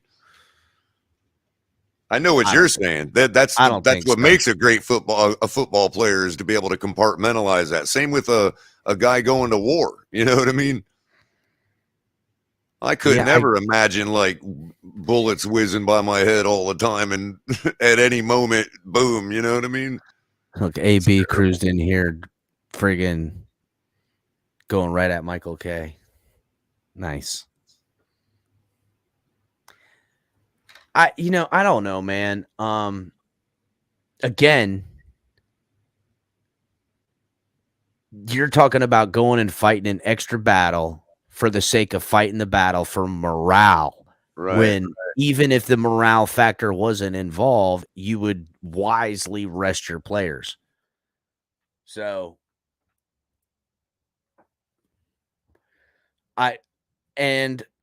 Damn, they could lay down to the Patriots. Patriots could stroll right into the playoffs, and they could be, a tadpole swimming amongst sharks because their offense lacks any ability to keep up with any of the other offenses in the playoffs.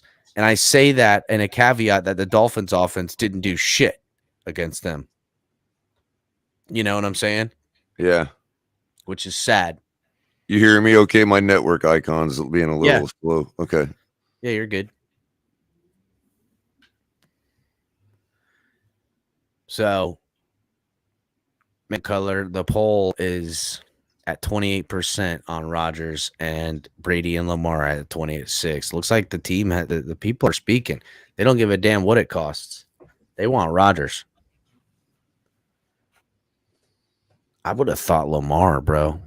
Because to me, the assets you'll lose for Rodgers and Lamar, Rodgers, he can make up for it throwing the ball, but if you ain't got people, I mean, okay, you're gonna essentially keep Tyreek Hill in all these scenarios. I think that edge goes to Rodgers because people more trust what's between his ears, and that's not to say that they're not coming around more to Lamar, which is why the number's close. You know what I mean? But that difference is still that 1 or 2% of people that just believe more in what's between Aaron Rodgers' ears. I don't know. With good reason. The guy's a veteran. I mean, I agree. But to me, dude, that Lamar factor with Tyreek Hill spreading the field and whoever else eat up the grass that wide zone's going to create quickly, oh my God. Dude. Listen, you saw 5 deep on the Dolphins the last 4 weeks. Okay. You do that to Lamar, he's killing you with his legs all day long. He's just he'll have if he don't, he's not overthrowing Tyreek with that. That's what I'm saying. Cannon. He's not gonna he don't need to be accurate. He just got to put the bitch out there. Tyreek's gonna they just got to figure out. He throws it out of the stadium. Tyreek will be catching that shit in the parking lot. They just got to figure out each other on the timing and the routing. Like if Tyreek is running at this point at Tyreek this could be running by Stephen D by East 32. Hey, how you doing? Catching the ball. Listen, he could literally, I know, right? He could Tyreek be out on the turnpike. Yo, I'm open.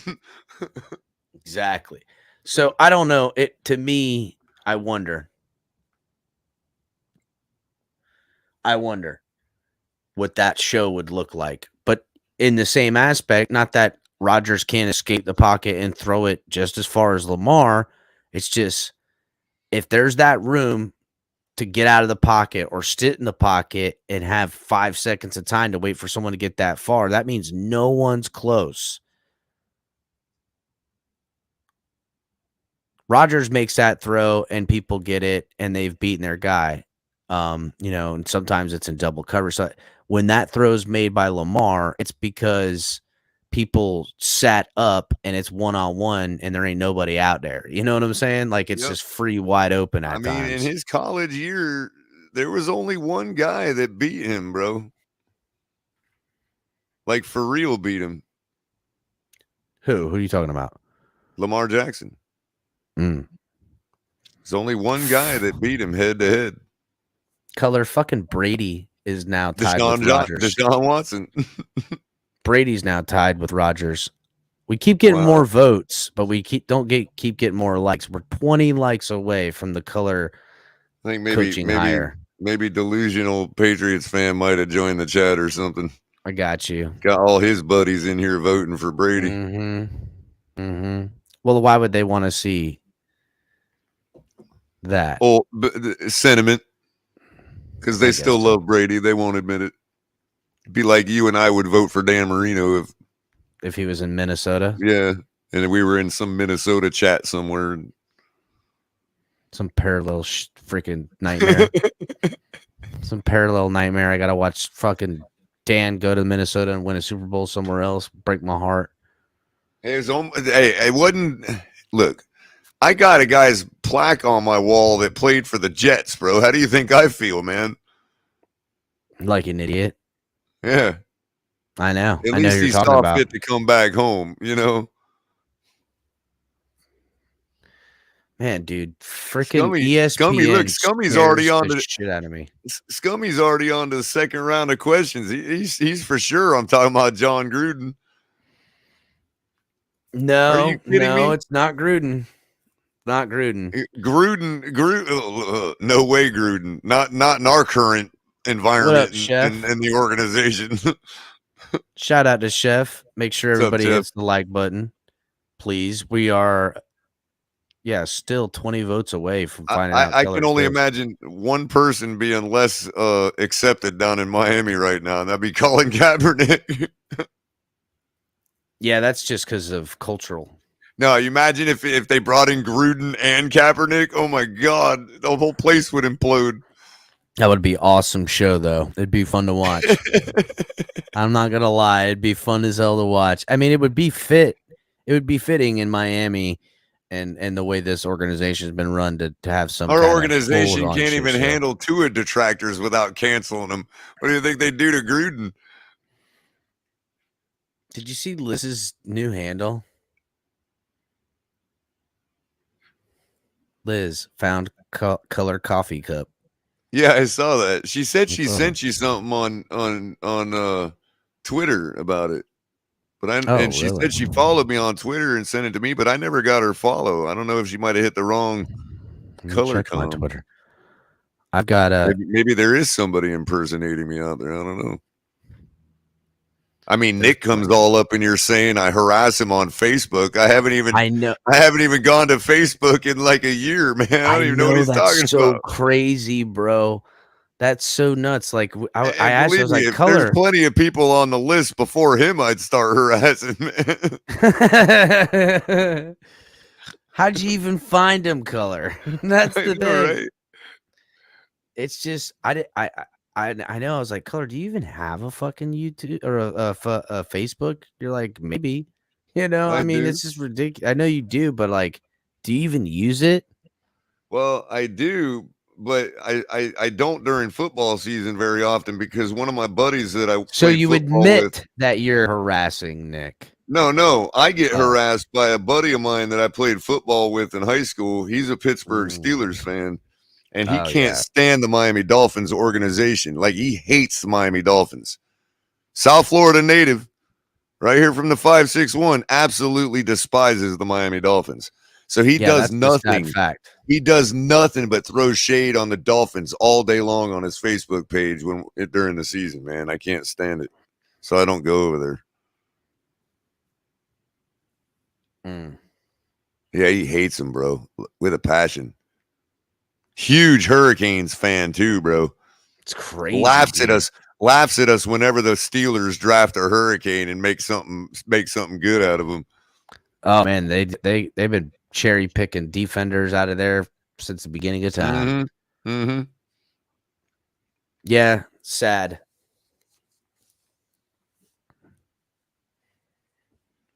Well, it looks like there are 18 votes, color. Looks like we're never gonna hear what you got on that bad boy because we're running close. So. Maybe I'll make. I said around 2 hours, maybe a little longer, and we're getting close.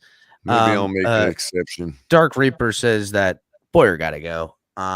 I mean, whether Boyer's gotta go, he's a goner. You know what I'm saying?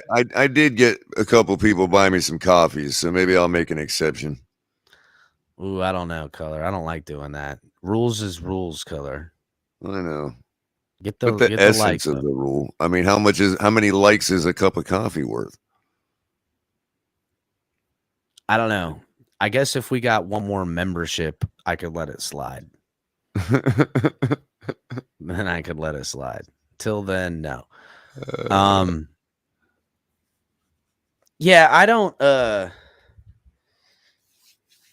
foresee your candidate being the guy. I see the options, and right now, live update on the poll. Rodgers is still edging it out. I think Rodgers going to win it. There's 150 votes right now, so what a perfect fit for my guy. I mean, again, dude, the show though is Lamar. Like the show. Oh, he'll do. I mean, Rodgers is a show. Brady's a show. All three of these guys have the show. But damn, man, that Lamar show would be crazy as hell. That'd be the fastest football team you ever. If you were able to keep Waddle and You're able to keep Waddle and Tyreek on this offense, bring Raheem back. Probably Jeff Wilson ends up getting offered money from somewhere else unless he's willing to hang. You somehow put Lamar on that offense. That's just, I've never seen firepower like that. You know what I'm saying? Like, we've seen offensive weaponry like that, but we've never seen a quarterback like Lamar with weaponry like that. We saw what happened when Brady got stout weaponry in Tampa. He always made it work with guys, had a great weapon or helped him make great weapons. You know, great Gronkowski and Edelman. You know, then again, the year they almost went undefeated, they had a great offense. Moss was there and everything like that. But you know, when they recreated it in Tampa, it was a show to say the least. But I don't know. Bro, the further I read this article, I'm just the more and more it's like, wow, I'm surprised this guy ain't already the guy. Well, there was talk about that at one point in time too. I know. And guess who didn't come with? That's true. That could be what soured things out where he was at. Very well may be. Maybe he expected that to happen and it didn't at the last second. Then they dumped you-know-who on him. You know? And since they can't be out and come out and say what they want, him and the other guy kind of have to play this dance where eventually they got to kind of like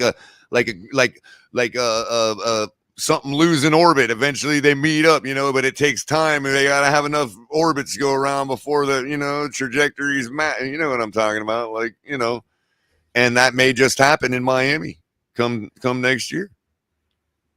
Like, in other words, all the stars will be aligned. So I have a scenario because the Jets organization has been a shit show. Do the Jets idiotically continue to be dumbasses and fire Saleh? Because if that happens and Mike McDaniel stays, I mean, ooh boy, oh if my he's gosh. fired, that boy is hired as our DC. I don't give a damn who the coach is. I want him as my DC. He's a good defensive coordinator. But I don't know. I think they're gonna let him, you know, do his thing. But remember, in this Lamar sweepstakes, don't think the Jets ain't gonna fucking throw the farm to get Lamar. Because they got a defensive-minded coach. They just need an offensive quarterback that can do the other stuff. You know what I'm saying? Now, essentially, this way, that way, or the other, it probably is going to be a lot of the same for Lamar, just a change of scenery and a different coach, a younger, you know, coach and organization that's trying to build something rather than the Ravens, who it's going to be the kind of the same deal. They already got good running backs there, get a quarterback system, you know, personnel wise, probably look a lot of the same. Could you imagine Dolphins fans got to find themselves going against Allen and Lamar twice a year? That would be terrible, bro. Yep, That would be terrible. Would be. But oh wow, dude. Oh wow. But in the article, I just found another correlation, bro. Oh my god. Oh Jesus. Remember I asked you earlier about when our slide started? Oh. And if there was a correlation? Well, there isn't. There's an even better one. Man, I really want to get into it. How many likes we up to, man? I think we're still I'm 84. We need 16 more stinking likes, man, and I can tell you all what I'm talking about. This is it, bro. Come on, man. Like, seriously, bro. Hey, just remember who we played the week it happened. You talking about the Niners? No. We played the Packers that week. The week the mysterious fourth quarter collapse. The mysterious concussion and the 3 interceptions. Yeah, because we're never getting clarity on it now because after, sadly, what's happened in Well, who was it? Buffalo, you can't Who even was talk it? about players and their Who health was it and that all you that other just stuff. talked about that drove the ball on us after those interceptions to win the game?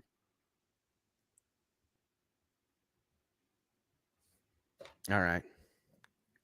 You feeling me, bro? I feel you. I feel you. They But Color, they you're threw still not McDaniel convincing under me. the bus, bro.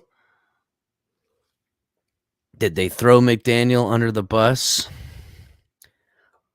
Or has McDaniel been a paid operative this whole time? Well, could be to bring the style of offense we have here. All I know is I got Brady and Rodgers Just like at Flores 27%. just like Flores was paid to bring the style of defense we have here. Now we've got both pieces. Now we're going to bring in the quarterback do we color and his because guy. defense doesn't run. We couldn't even do the zero blitz like we did last year, apparently. So did we? Right, but I'm saying though, the concept is there. It's understood by the players. I'm just saying, and besides, defense can be malleable anyway. Point is, all the pieces are in place to get. Not a good defense can be malleable, but I hear what you're saying. Right, but all the other pieces are in place for us to get our quarterback and his guy.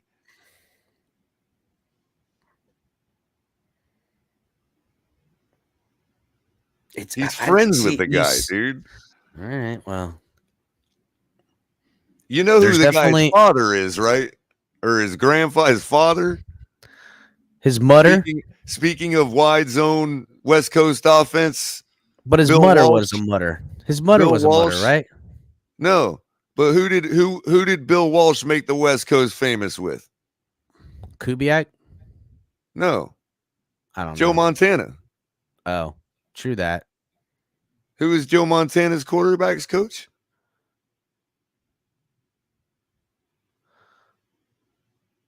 I was trying to think of a funny name. The elder. Let's just say the elder. What up, T-Bone? It's all going to become clear as soon as we get 13 more likes. It's all going to become clear. We're so close, Color. We're so close. That's right. Montana. We're hiring Montana. He said it. Montana's going to be our next coach and quarterback at the same time. All right, Color. I say the poll, Lamar is fallen completely on the poll. It's 27-27, Brady Rodgers right now. Still waiting on a few more likes. Ooh, Holmgren's a good example. Crypto's using that thing for more than just a hat rack tonight, bro. Damn. It is not Holmgren, though. Good guess. Maybe it is. I don't know. I never even thought of that. Damn. Mike Holmgren coming out of nowhere, out of retirement. Can you imagine that? What about Dungy? But do you think Dungy would come back? I mean, because you get a quarterback, Dungy can take care of the rest. After what he just saw happen to Flores, I could see that. But that'd be more in a full rebuild situation, I think. Why? I mean, Bill Cowher's always an option. Well, I'm liking Bill Cowher would be good. I'm liking all these guesses. See, this is part of my ploy too, is to get a whole bunch of guesses out there, so I got other people to rely on when I'm proven wrong. We only need 9 more likes to get there. Jim Caldwell, Andy Reid, I don't know, but that would be kind of a haul right there. That would be a shocker. DTA figured it out, guys. Dwayne The Rock Johnson. Maybe his linebackers coach. I don't know. We need some help there, apparently. Whitney Houston. Yeah, I like that one. I think we just need linebackers. Whitney Houston might be a little difficult to get, though. I don't know. We could probably pull it off. There's ways to reanimate things. Dan Marino. Dan Marino ain't looking for that hassle. He likes what his job is now. I think we kind of missed out on the Doug Peterson in some ways, especially if we were to get more out of Tua and better answers. And he's already hitting the ground running there. He'll be there a while. Damn, Jimmy with the Bob Stoops. Stoops. Oh, no, I don't want to give no college guys their first shot. Thank you very much. No way, bro. No more of that. No way. No, definitely not Mike McCarthy. Didn't they chase him out of Gainesville? Although Mike McCarthy will probably be available soon. Steve Mariucci. See, now Scummy's thinking That's along a the good same one. lines too, with the whole West Coast reference and all that. Sure. Yeah, Steve Mariucci would be good. I'd be happy with that. Sure. Oh, color. We got a second new member, so you can do it. Damn. Oh, I can do it. I think it was Chef Zhu. I don't know why it didn't pop up, but yeah. Yeah, that would be a renewal too. Yep. All right. Well, color. Look, guys, All right. we're still 10 away from the likes. It's still a dead heat 27-27 right now, Brady and Rogers. Philbin's return. I see the Green Bay reference there. Mm-hmm. All right, color. Everybody's Go ahead and tell everyone. All right. So I found this article. I came across this article. Okay. And it got my juices flowing about this guy. And I want to start to read a little bit of the article and try to stay away from his name as long as I can. Okay. But this was an article that was written to explain to another fan base why this particular coach was going to work out pretty good. I'll just tell you who it is. Think about it, people. I know you're going to say, yeah, color, he just got fired, blah, blah, blah. I'm talking about Nathaniel Hackett. If there is any organization in this league that would do that, it would be us. And then you might start to think, the first things are going to be, color, what are you talking about? What the hell? After what McDaniel just built here, blah, blah, blah, naggity smack. Okay, I'm going to found this article written on the Denver Broncos fan site after they hired Nathaniel Hackett. And I just want to point out, it might clue you in, even though it's before the season started, it might clue you in as to why things didn't quite work out there. The chat is all over your ass, bro. They're like, what? Look at I'm going to bed. Oh, come on. It don't matter what you guys want. You got to hear this out. You got to hear this logic out, okay? So I came across this article, right? And I'm going to read it. It's not too long. And it'll help you understand where I'm coming from. Because I'm not so sure that wasn't supposed that Hold on a second, color. Airborne J, that is the exact frigging point I made to color. Yes, the one you're talking about. But if the you know how the really league works that way, way, ain't gonna happen. If the league then, really but what was your rebuttal, color? My rebuttal was Adam Gase went right to the Jets from us. He's got an answer for it, Airborne.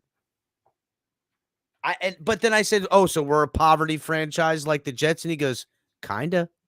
Are we not? I mean, we just hired a first-year head coach because supposedly he comes off this certain coaching tree, runs this certain style of offense, and he's a brand new first-year head coach, and we should be able to trust him to do all this. Well, I submit to you, ladies and gentlemen, Nathaniel Hackett. And let me get to this article, and you'll understand exactly what I mean. Denver Broncos head coach Nathaniel Hackett. Now, mind you, again, this was written right after they hired him. And this is by Dr. Emmett Smith, not the Emmett Smith, I don't believe. May 20th, 2022. Writing for the Mile High Huddle on Denver Fan Nation, Emmett Smith. Emmett Smith entertains himself in a lot of different ways these days. Dr. Emmett Smith? Yeah, he got a doctorate in fucking football. Oh, I didn't know that. Yeah. Oh, okay. Anyway, he writes, Denver Broncos head coach Nathaniel Hackett has become a devotee of the West Coast offense, which he ran to good effect as offensive coordinator in Green Bay. He's showing signs of being a Shanahan / Gibbs / Kubiak traditionalist, even going so far as to tap Andrew Beck as a fullback rather than a tight end. The West Coast offense was originally developed in Cincinnati when the Bengals quarterback went down with an injury and his replacement, Virgil Carter, had little arm strength. It stretches the field horizontally more than traditional vertical passing approaches. However, Carter had a stronger arm than some have claimed, and his passing average was 11.9 yards per play. Ooh, sound familiar? Identical to the 11.9 yards per completion that everything QB Joe Montana achieved in the same general system, mostly in San Francisco. With Russell Wilson's skill with the deep pass, his only skill in this speaker's opinion. That's me, by the way, color commentary's opinion. Oh, Hackett may add vertical passing concepts from the Don Coryell version of the West Coast offense. Both the Bill Walsh and Coryell versions have their roots in the Sid Gilman coaching tree, after all. It will be fascinating to see a new synthesis of two approaches playing out in this season in Denver with a QB who loves vertical passing so much. Rumors abound that the Broncos will run a zone blocking offense at least the majority of the time, with a very traditional emphasis on the wide zone, outside zone running plays, along with Wilson requested post corner go deep passing routes, as well as the shorter wheel, crease, hook, hitch, curl, and other such common routes. Hackett has already said that was kind of my deal. What Scummy's saying is that if Hackett comes to Miami, it's because Mike McDaniel has stayed here, and they bring Hackett in as the OC. Under him, isn't he younger? It doesn't matter. It's not like that. Guess what? A lot of the coaches underneath him right now are younger, so that ain't the case. And the way it works is you lose your head coaching job, you go back to being a coordinator, and you make your resurgence. See, to me, this is a guy that would be more equal to Shanahan himself, Kyle, that is, and not McDaniel. See, I don't see how, but... Well, let me continue. Hackett has already said that the playbook will be formidably deep and complex. Traditionally, Bill Walsh said that it took a full season to install such an offense and a second season in order to maximize it. Given the turnover in players and coaches in Denver, that seems like a sensible caution. It will allow success in the short run. That quote you just read from Bill Walsh is the quote in which we will hear for why we need to run all this back next year. Say that quote one more time. Just say that quote one more time. Let me finish the quote too. Bill Walsh said it took a full season in order to install such an offense and a second season in order to maximize it. Given the now the writer goes on, given the turnover in players and coaches in Denver, that seems like a sensible caution. We didn't have that turnover. He was expecting McDaniel to maximize it already this season, at least by the end of the season, in which case we actually regressed. Truth be told. Continue. So Ross could be looking for somebody to maximize it.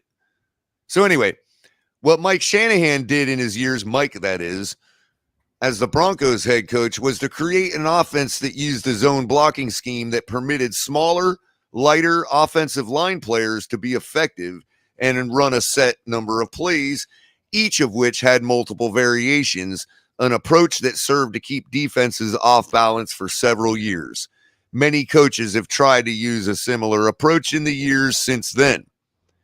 The outside zone heavy running attack should suit the skills of lead running back Javonte Williams to a T. It goes on to talk about the running back himself, which doesn't apply, it's not really relevant. The traditional West Coast offense made use of the fullback as a blocker, a running back, and a receiver. Both Javonte and Gordon have all three skills to a reasonable degree. We know we've got that covered.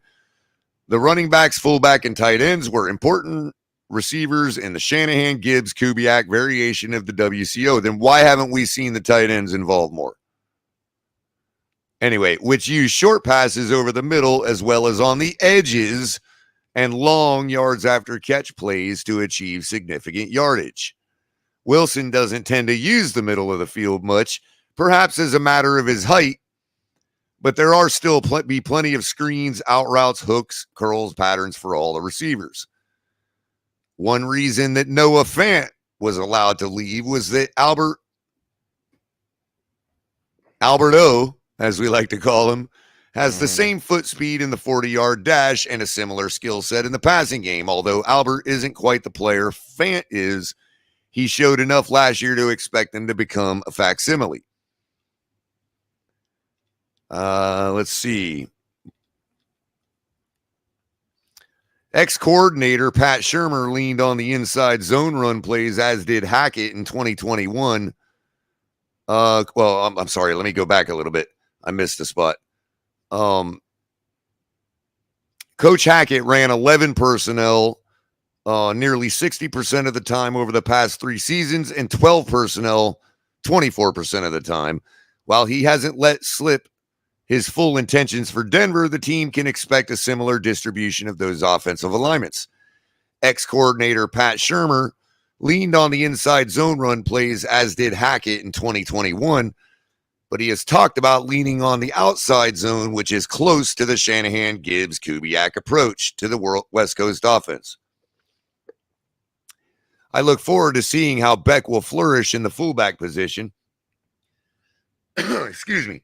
As well as how Wilson and Hackett balance the short and deep passing options, along with the balance of runs and passes. Every coach runs a slightly different West Coast. It has won more Super Bowls than any other offense in NFL history. It's going to be counted on to bring more championships here to Denver and the Lombardi trophies that go with them. Wah, wah, wah, wah. Didn't end well. Well, it's funny that ESPN had the exact music we needed for that. Anyway, so I thought to myself, man, could this all correlate somehow? Well, there is the Aaron Rodgers correlation. And I'm almost starting to believe that Aaron Rodgers was meant to go to Denver. And meet up with Hackett there. Because I'm not sure that Hackett ever believed that Russell Wilson would be the guy joining him there. And as such, we see how that relationship worked out. Russell Wilson got the bag. When it didn't work out, the natural person to go would be the head coach, who was ready to go anyway because he didn't get his guy. His guy is slated to be talked about going to Miami with precisely the style of offense our nerdy little teacher just taught our offensive guys.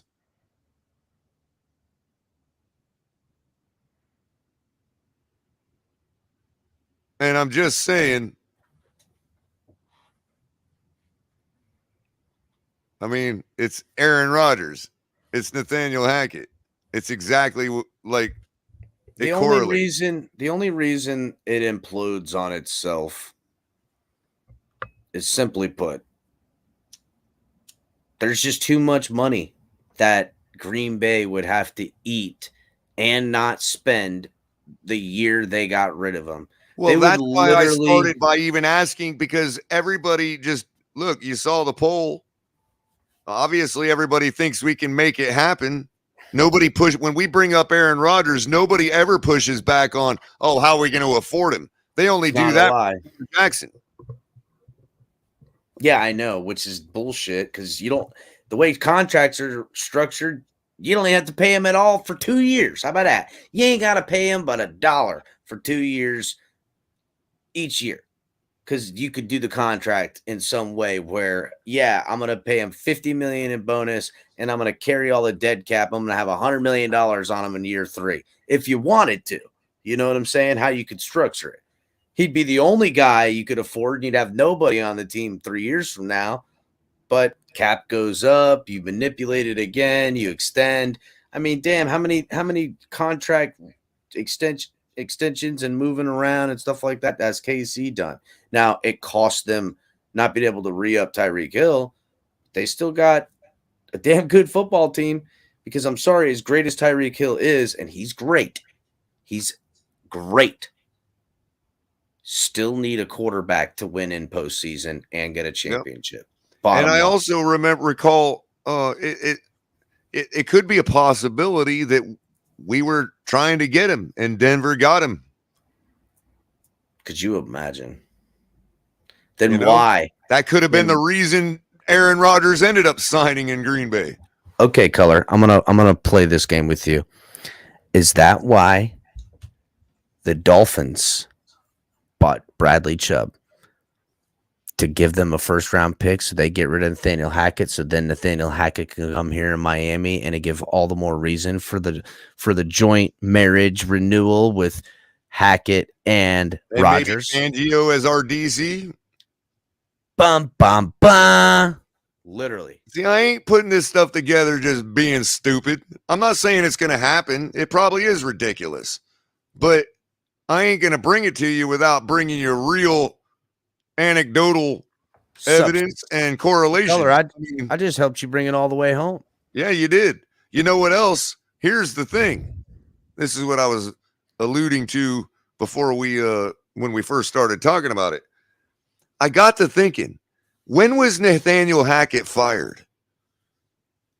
Right around December 26th. I just looked it up. And I thought maybe when did our slide start? Well, there's no correlation there, but there is a different one. Nathaniel Hackett was fired the week we played Green Bay. Now, you just got through telling me that Aaron Rodgers marched down the field twice on us on our defense to win the game, basically. We saw what happened with the collapse in the second half of that game, mainly the fourth quarter. Conspiracy theorist, why would Tua throw a game or lose a game and result to Rodgers going to be taking his job? Could we have been throwing? Could this be throwing McDaniel under the bus? So in this scenario, Tua stays here? Does Tua stay here? If he has decided for himself that he doesn't mind learning from the great one, if that was the price. So that same caveat can be said for Brady.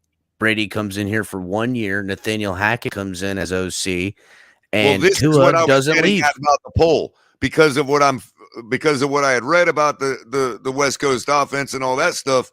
All three of those quarterbacks would be fine for Nathaniel Hackett. The only one that wasn't was Russell Wilson. Apparently. However, I just thought it was fascinating that he was fired the week we played Green Bay, and then we see that debacle in the fourth quarter and all these. There's so many threads, Color. You're right. And you know what I mean? And you know what, Color? I'm sorry, but I think you've overturned the votes here too, because right now Rodgers is running away with it at 29%, Brady at 26%, Lamar at 24%, and other at 21%. Rodgers is running away with it. You're making a case. And was not Hackett's father the quarterback coach for Joe Montana? Sure. You Isn't sound that, right. Isn't that why they're all buddy? Isn't that why him and Rodgers are all buddy? Why? Because he loves Montana so much and loves the Niners. Yeah. Like he's grown up. Like he's been part of that family, sort of. You know what I mean? That's Aaron Rodgers' roots. And you know as well as I do, we actually at the Finns tailgate said, fuck the Shanahan tree nonsense, Belichick tree nonsense. We decided to find out just how far back the Shanahan tree goes.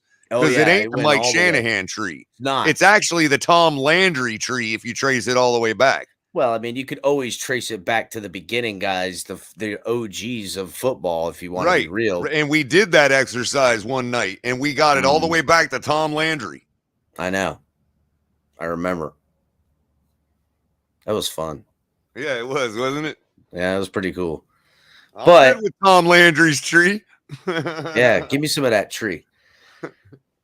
But you know, I don't know. It's an off wall, but it's one of those things that people won't see coming if it does happen.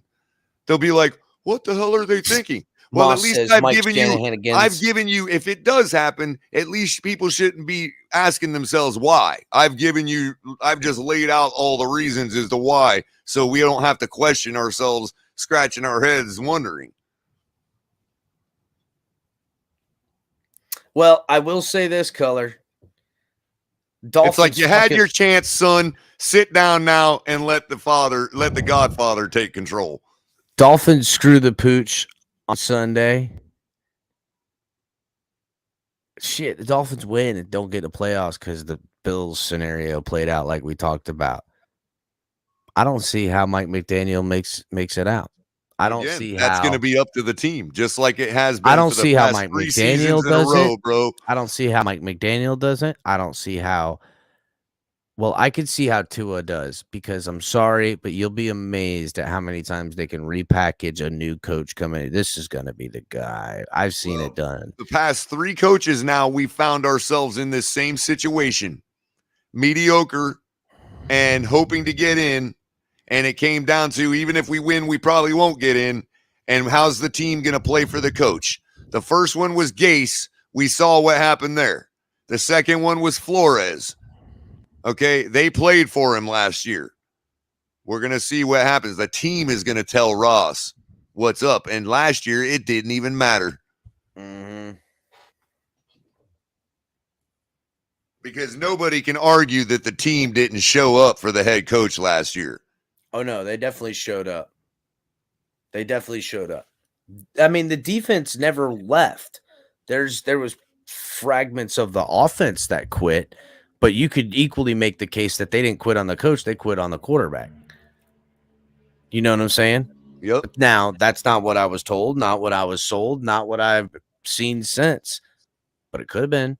Yep. I do know that there was more than one source coming out of there not happy with the quarterback and situation, and I know that a lot of the defenders weren't happy with. And yes, Jay's right. They did quit on Philbin too, but that was in what, the 4th game of the season or something. Yeah, they quit on Philbin because they were talking about this situation where we're at the last game of the season, win or not, we don't control our own destiny. But here's the deal: shafted out.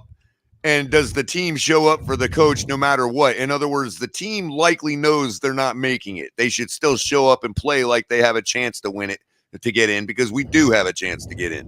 You know Here's what I mean? The deal, Color. Philbin today, a lot younger, same exact dude, a lot younger, and pitched as a guru. That would be a Miami coach we'd hire. See what I'm saying? Like, even though Philbin, like, if he was a good-looking young guy and acted the same way, picking up garbage and talking all weird, and they would bill him as some savant fucking whisperer of football goddessness, and and people would eat it up. They could freaking sell a tomato popsicle to a man in a white suit. They're good. By the way, the other point to why would he move sideways into another head coaching position right away? Because he's football royalty. His name allows him that. Color, I don't know. Nathaniel Hackett, to me. Look, you ever see those old football cards where you're like, damn, they didn't even have face masks? That's almost like, you know what I mean? That's the type of royalty I'm talking about. That's the reason he'll get another shot. But the Broncos effectively, with the Broncos fans, ran him out of town. Bro, the league circles know more than we do. And if they know that it wasn't his fault out there, they won't care. Yes and no. Because the deal is this.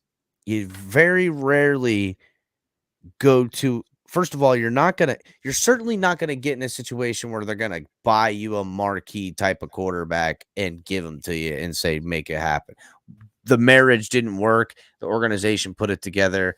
Well, what if they already know that that's a stipulation? I'm just saying, if he got another head coaching job, I don't think it would be to, hey, run it back, with your good old faithful.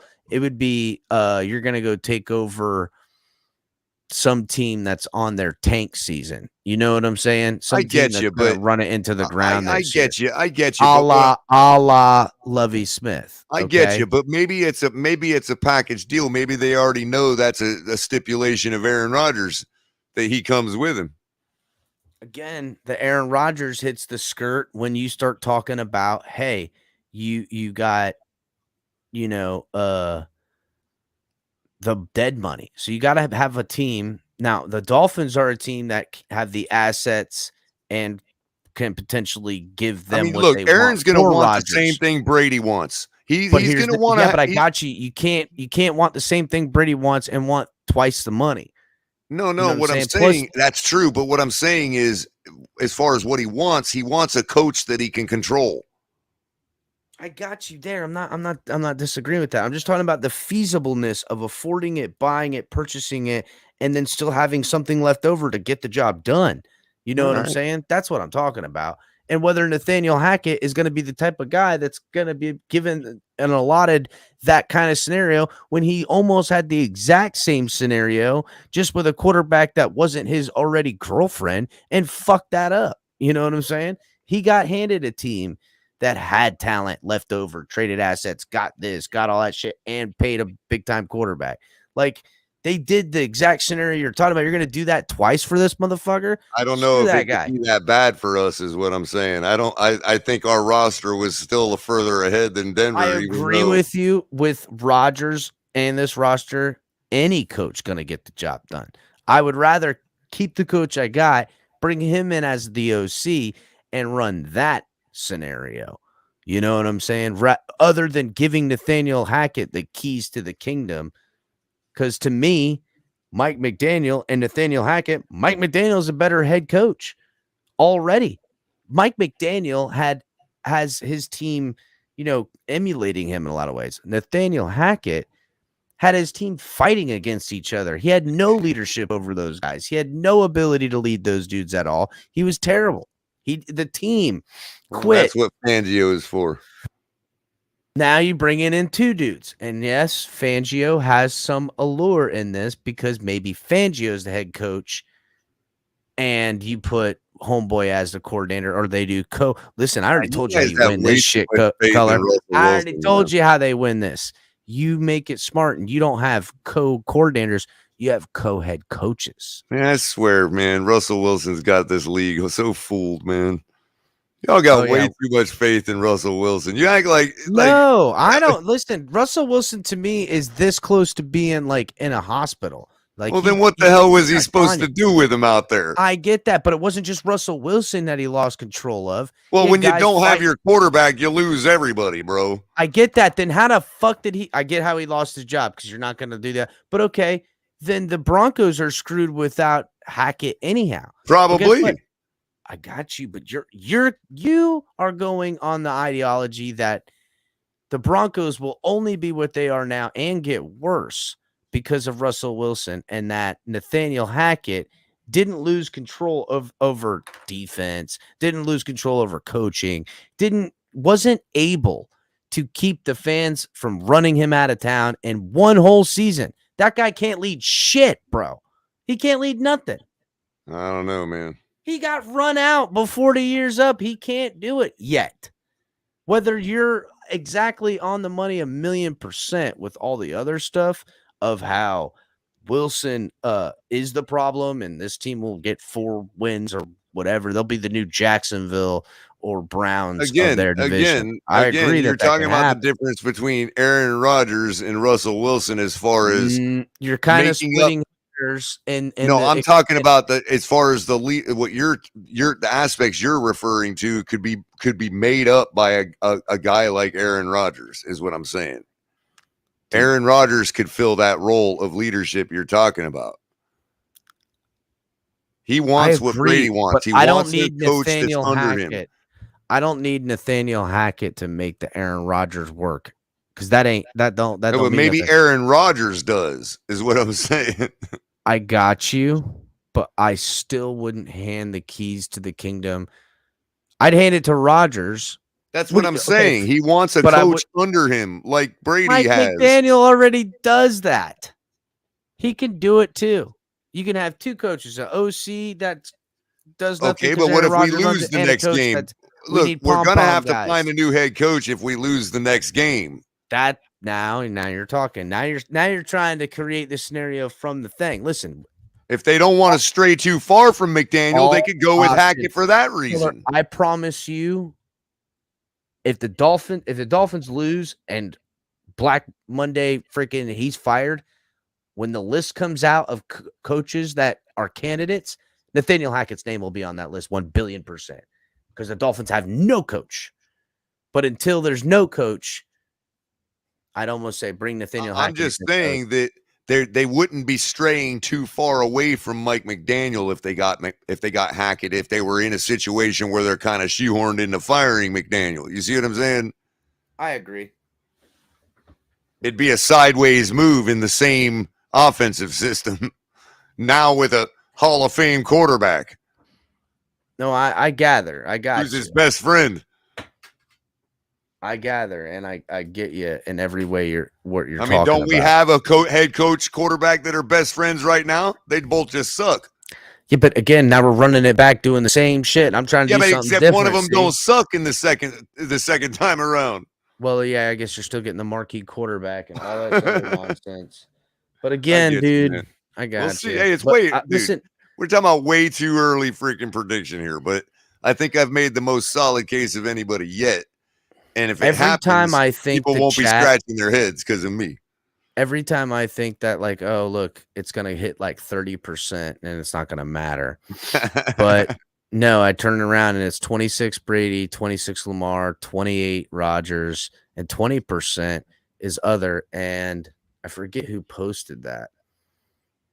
Oh, it's Benjamin Scott. I have it highlighted right now. The fact is, we got 20% of the polls, the reason why we will still stay trash. And that is right. Yep. When you got other in your 20%, and I'm giving you Lamar, Brady, or Rodgers, and you go other, you are 1,000,000% right. That's why we'll stay trash. Oh, we signed other today.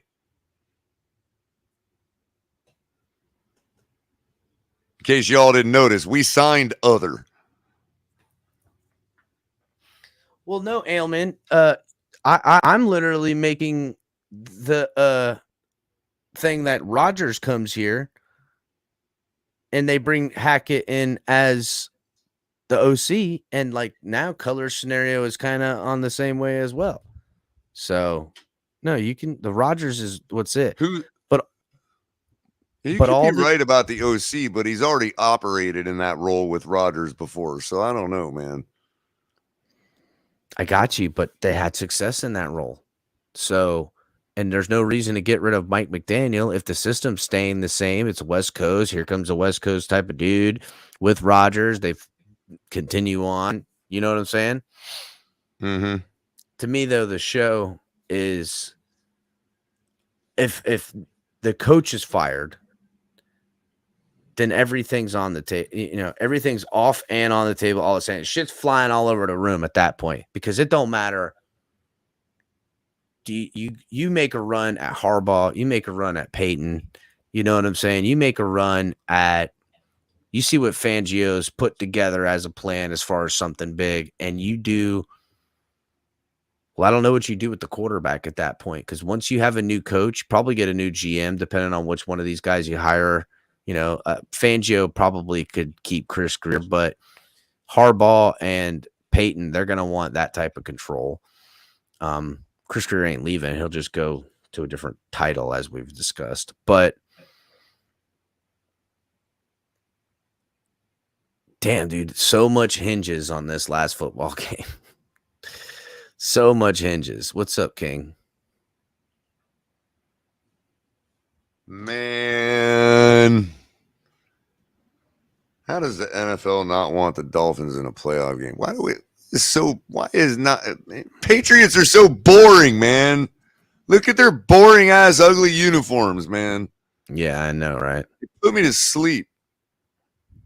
Get on Well, it, NFL. I'm going to do the rundown one last time, Color. Guys, make sure you're catching myself, El Capitan, the Fins Tailgate, Monday, Wednesday, Friday, Sundays, doing it right all the time. You got the Rabbit Dolphin with Lewis coming at you, popping in with some shows here and there. Always around in the chat. Make sure you guys shout out to the homie Lou. Then you got, as you guys know, Coffee and a Cup of Color Commentary.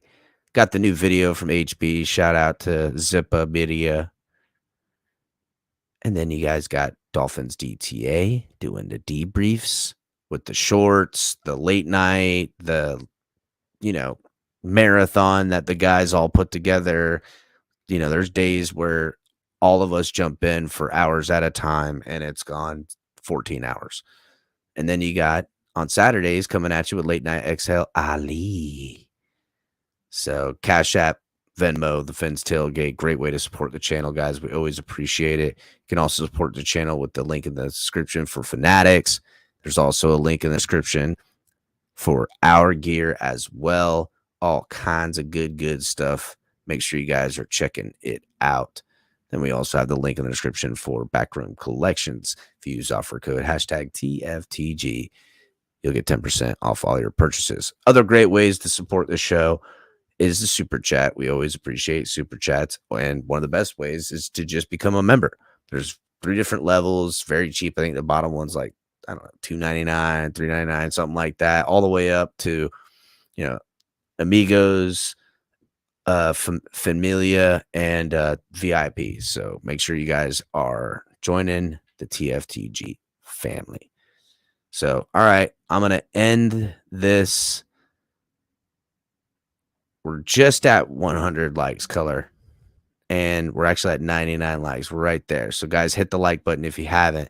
The poll is officially about to close. So, if you haven't voted on the poll yet, then you don't want to be heard. You don't want to pick other. You don't want to pick Rodgers, Brady, Lamar, nothing. Right now, Rodgers is edging it out, up by 3. It is so still close because one vote here and one vote there swings the whole thing. Color, do you have any final madness for the evening? I don't know what to think anymore, man. I don't know. It's we're caught, like you said, this game, bro. We're caught in this spot. You know? Game come Sunday, actually come Saturday, even. Like Saturday could spell doom and gloom for us Dolphin fans. It really, really could. I mean, are we already starting to talk about stuff we got the whole offseason to talk about already? Well, you know what's crazy, Color, is that now is the time where I got to go back to work. You know what I'm saying? In the sense that for the channel and the show, I got to dig up all the people I haven't spoken to about gossip, all the people I haven't spoken to, with Brandon the Bookie's contacts, God. Figure out ways to lie without lying, Well, yeah, sometimes I can be blunt with some things. Sometimes I'm not allowed to say a damn thing. I can, there's a lot of insane gossip that could hinge one way or the other, depending on the result of where the Dolphins sit by the end of, by 4:01. We got to hire a saucier. I mean, it's gonna be crazy because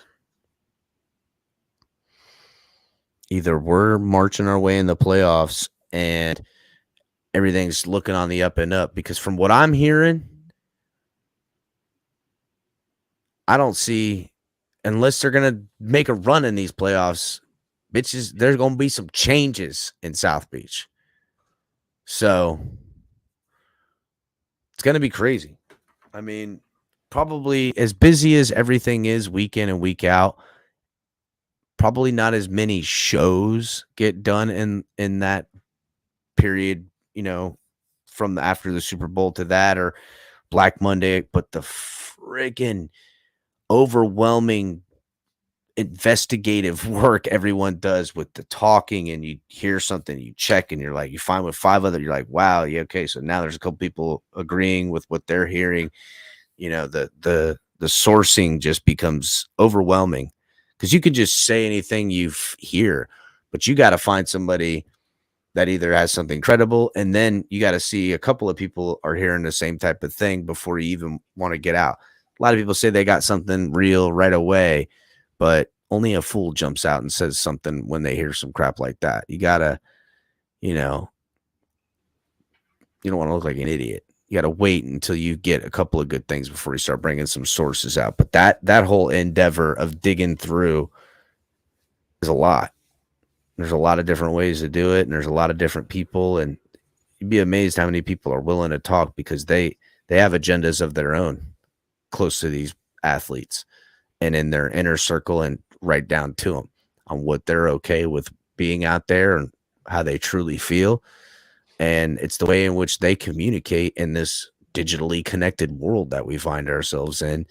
It's how they get what they want in life, whether it's the bag, whether it's out of somewhere, whether it's somewhere in particular with someone they want to be with. That stuff comes out. It always does. And it starts on ground levels in this kind of nonsense. And it's a lot of shit. It's a lot of shit. So that work is that job begins Sunday night, or we get to put it off another week, hopefully to find ourselves 2 weeks from now to be like, all right, we got a real football team. They turned it around or something like that. Whether it's Tua, whether it's nothing, I don't know. 2 scenarios I don't want happening Sunday. I don't want to win just to have the Patriots win. And I don't want to lose just to have the Patriots lose too. Oh my God. Dolphins have to win no matter what. And a win still might not be enough, because if the Patriots win, you're in the equally amount of trouble. Blowing out the Jets don't cut it no more. You got to blow out the Jets and pray to the football gods that the Bills have a reason to show up and take care of business against the Patriots. It's almost exactly a lose-lose scenario. You're in 75% lose-lose scenario. You only got one, third percentage to actually pull it off and make it worth something. Yep. 0.25%, whatever. The poll is officially closing, and right now, there it is. So I don't know why it's not posting up, but pretty much 29%. Rodgers wins it. Or look, it dropped back down to 28. Lamar with 26, Brady with 25, and other with 19. Well, all right. Dolphins fans have spoken, and Rodgers is on the way. I'm going to make sure to make that happen. I'll call Stephen Ross right after this show. Get better, number 3. Yep. Color, I appreciate you doing some co-hosting with me. Guys, if you haven't hit the like button yet, please do that for us. Make sure you guys are subscribed. Make sure you guys are hitting the notification bell, getting the notifications of all the shows, all the great content, and join the membership. Donate to the channel. Help this channel grow, and we'll see you guys next time. Fins up.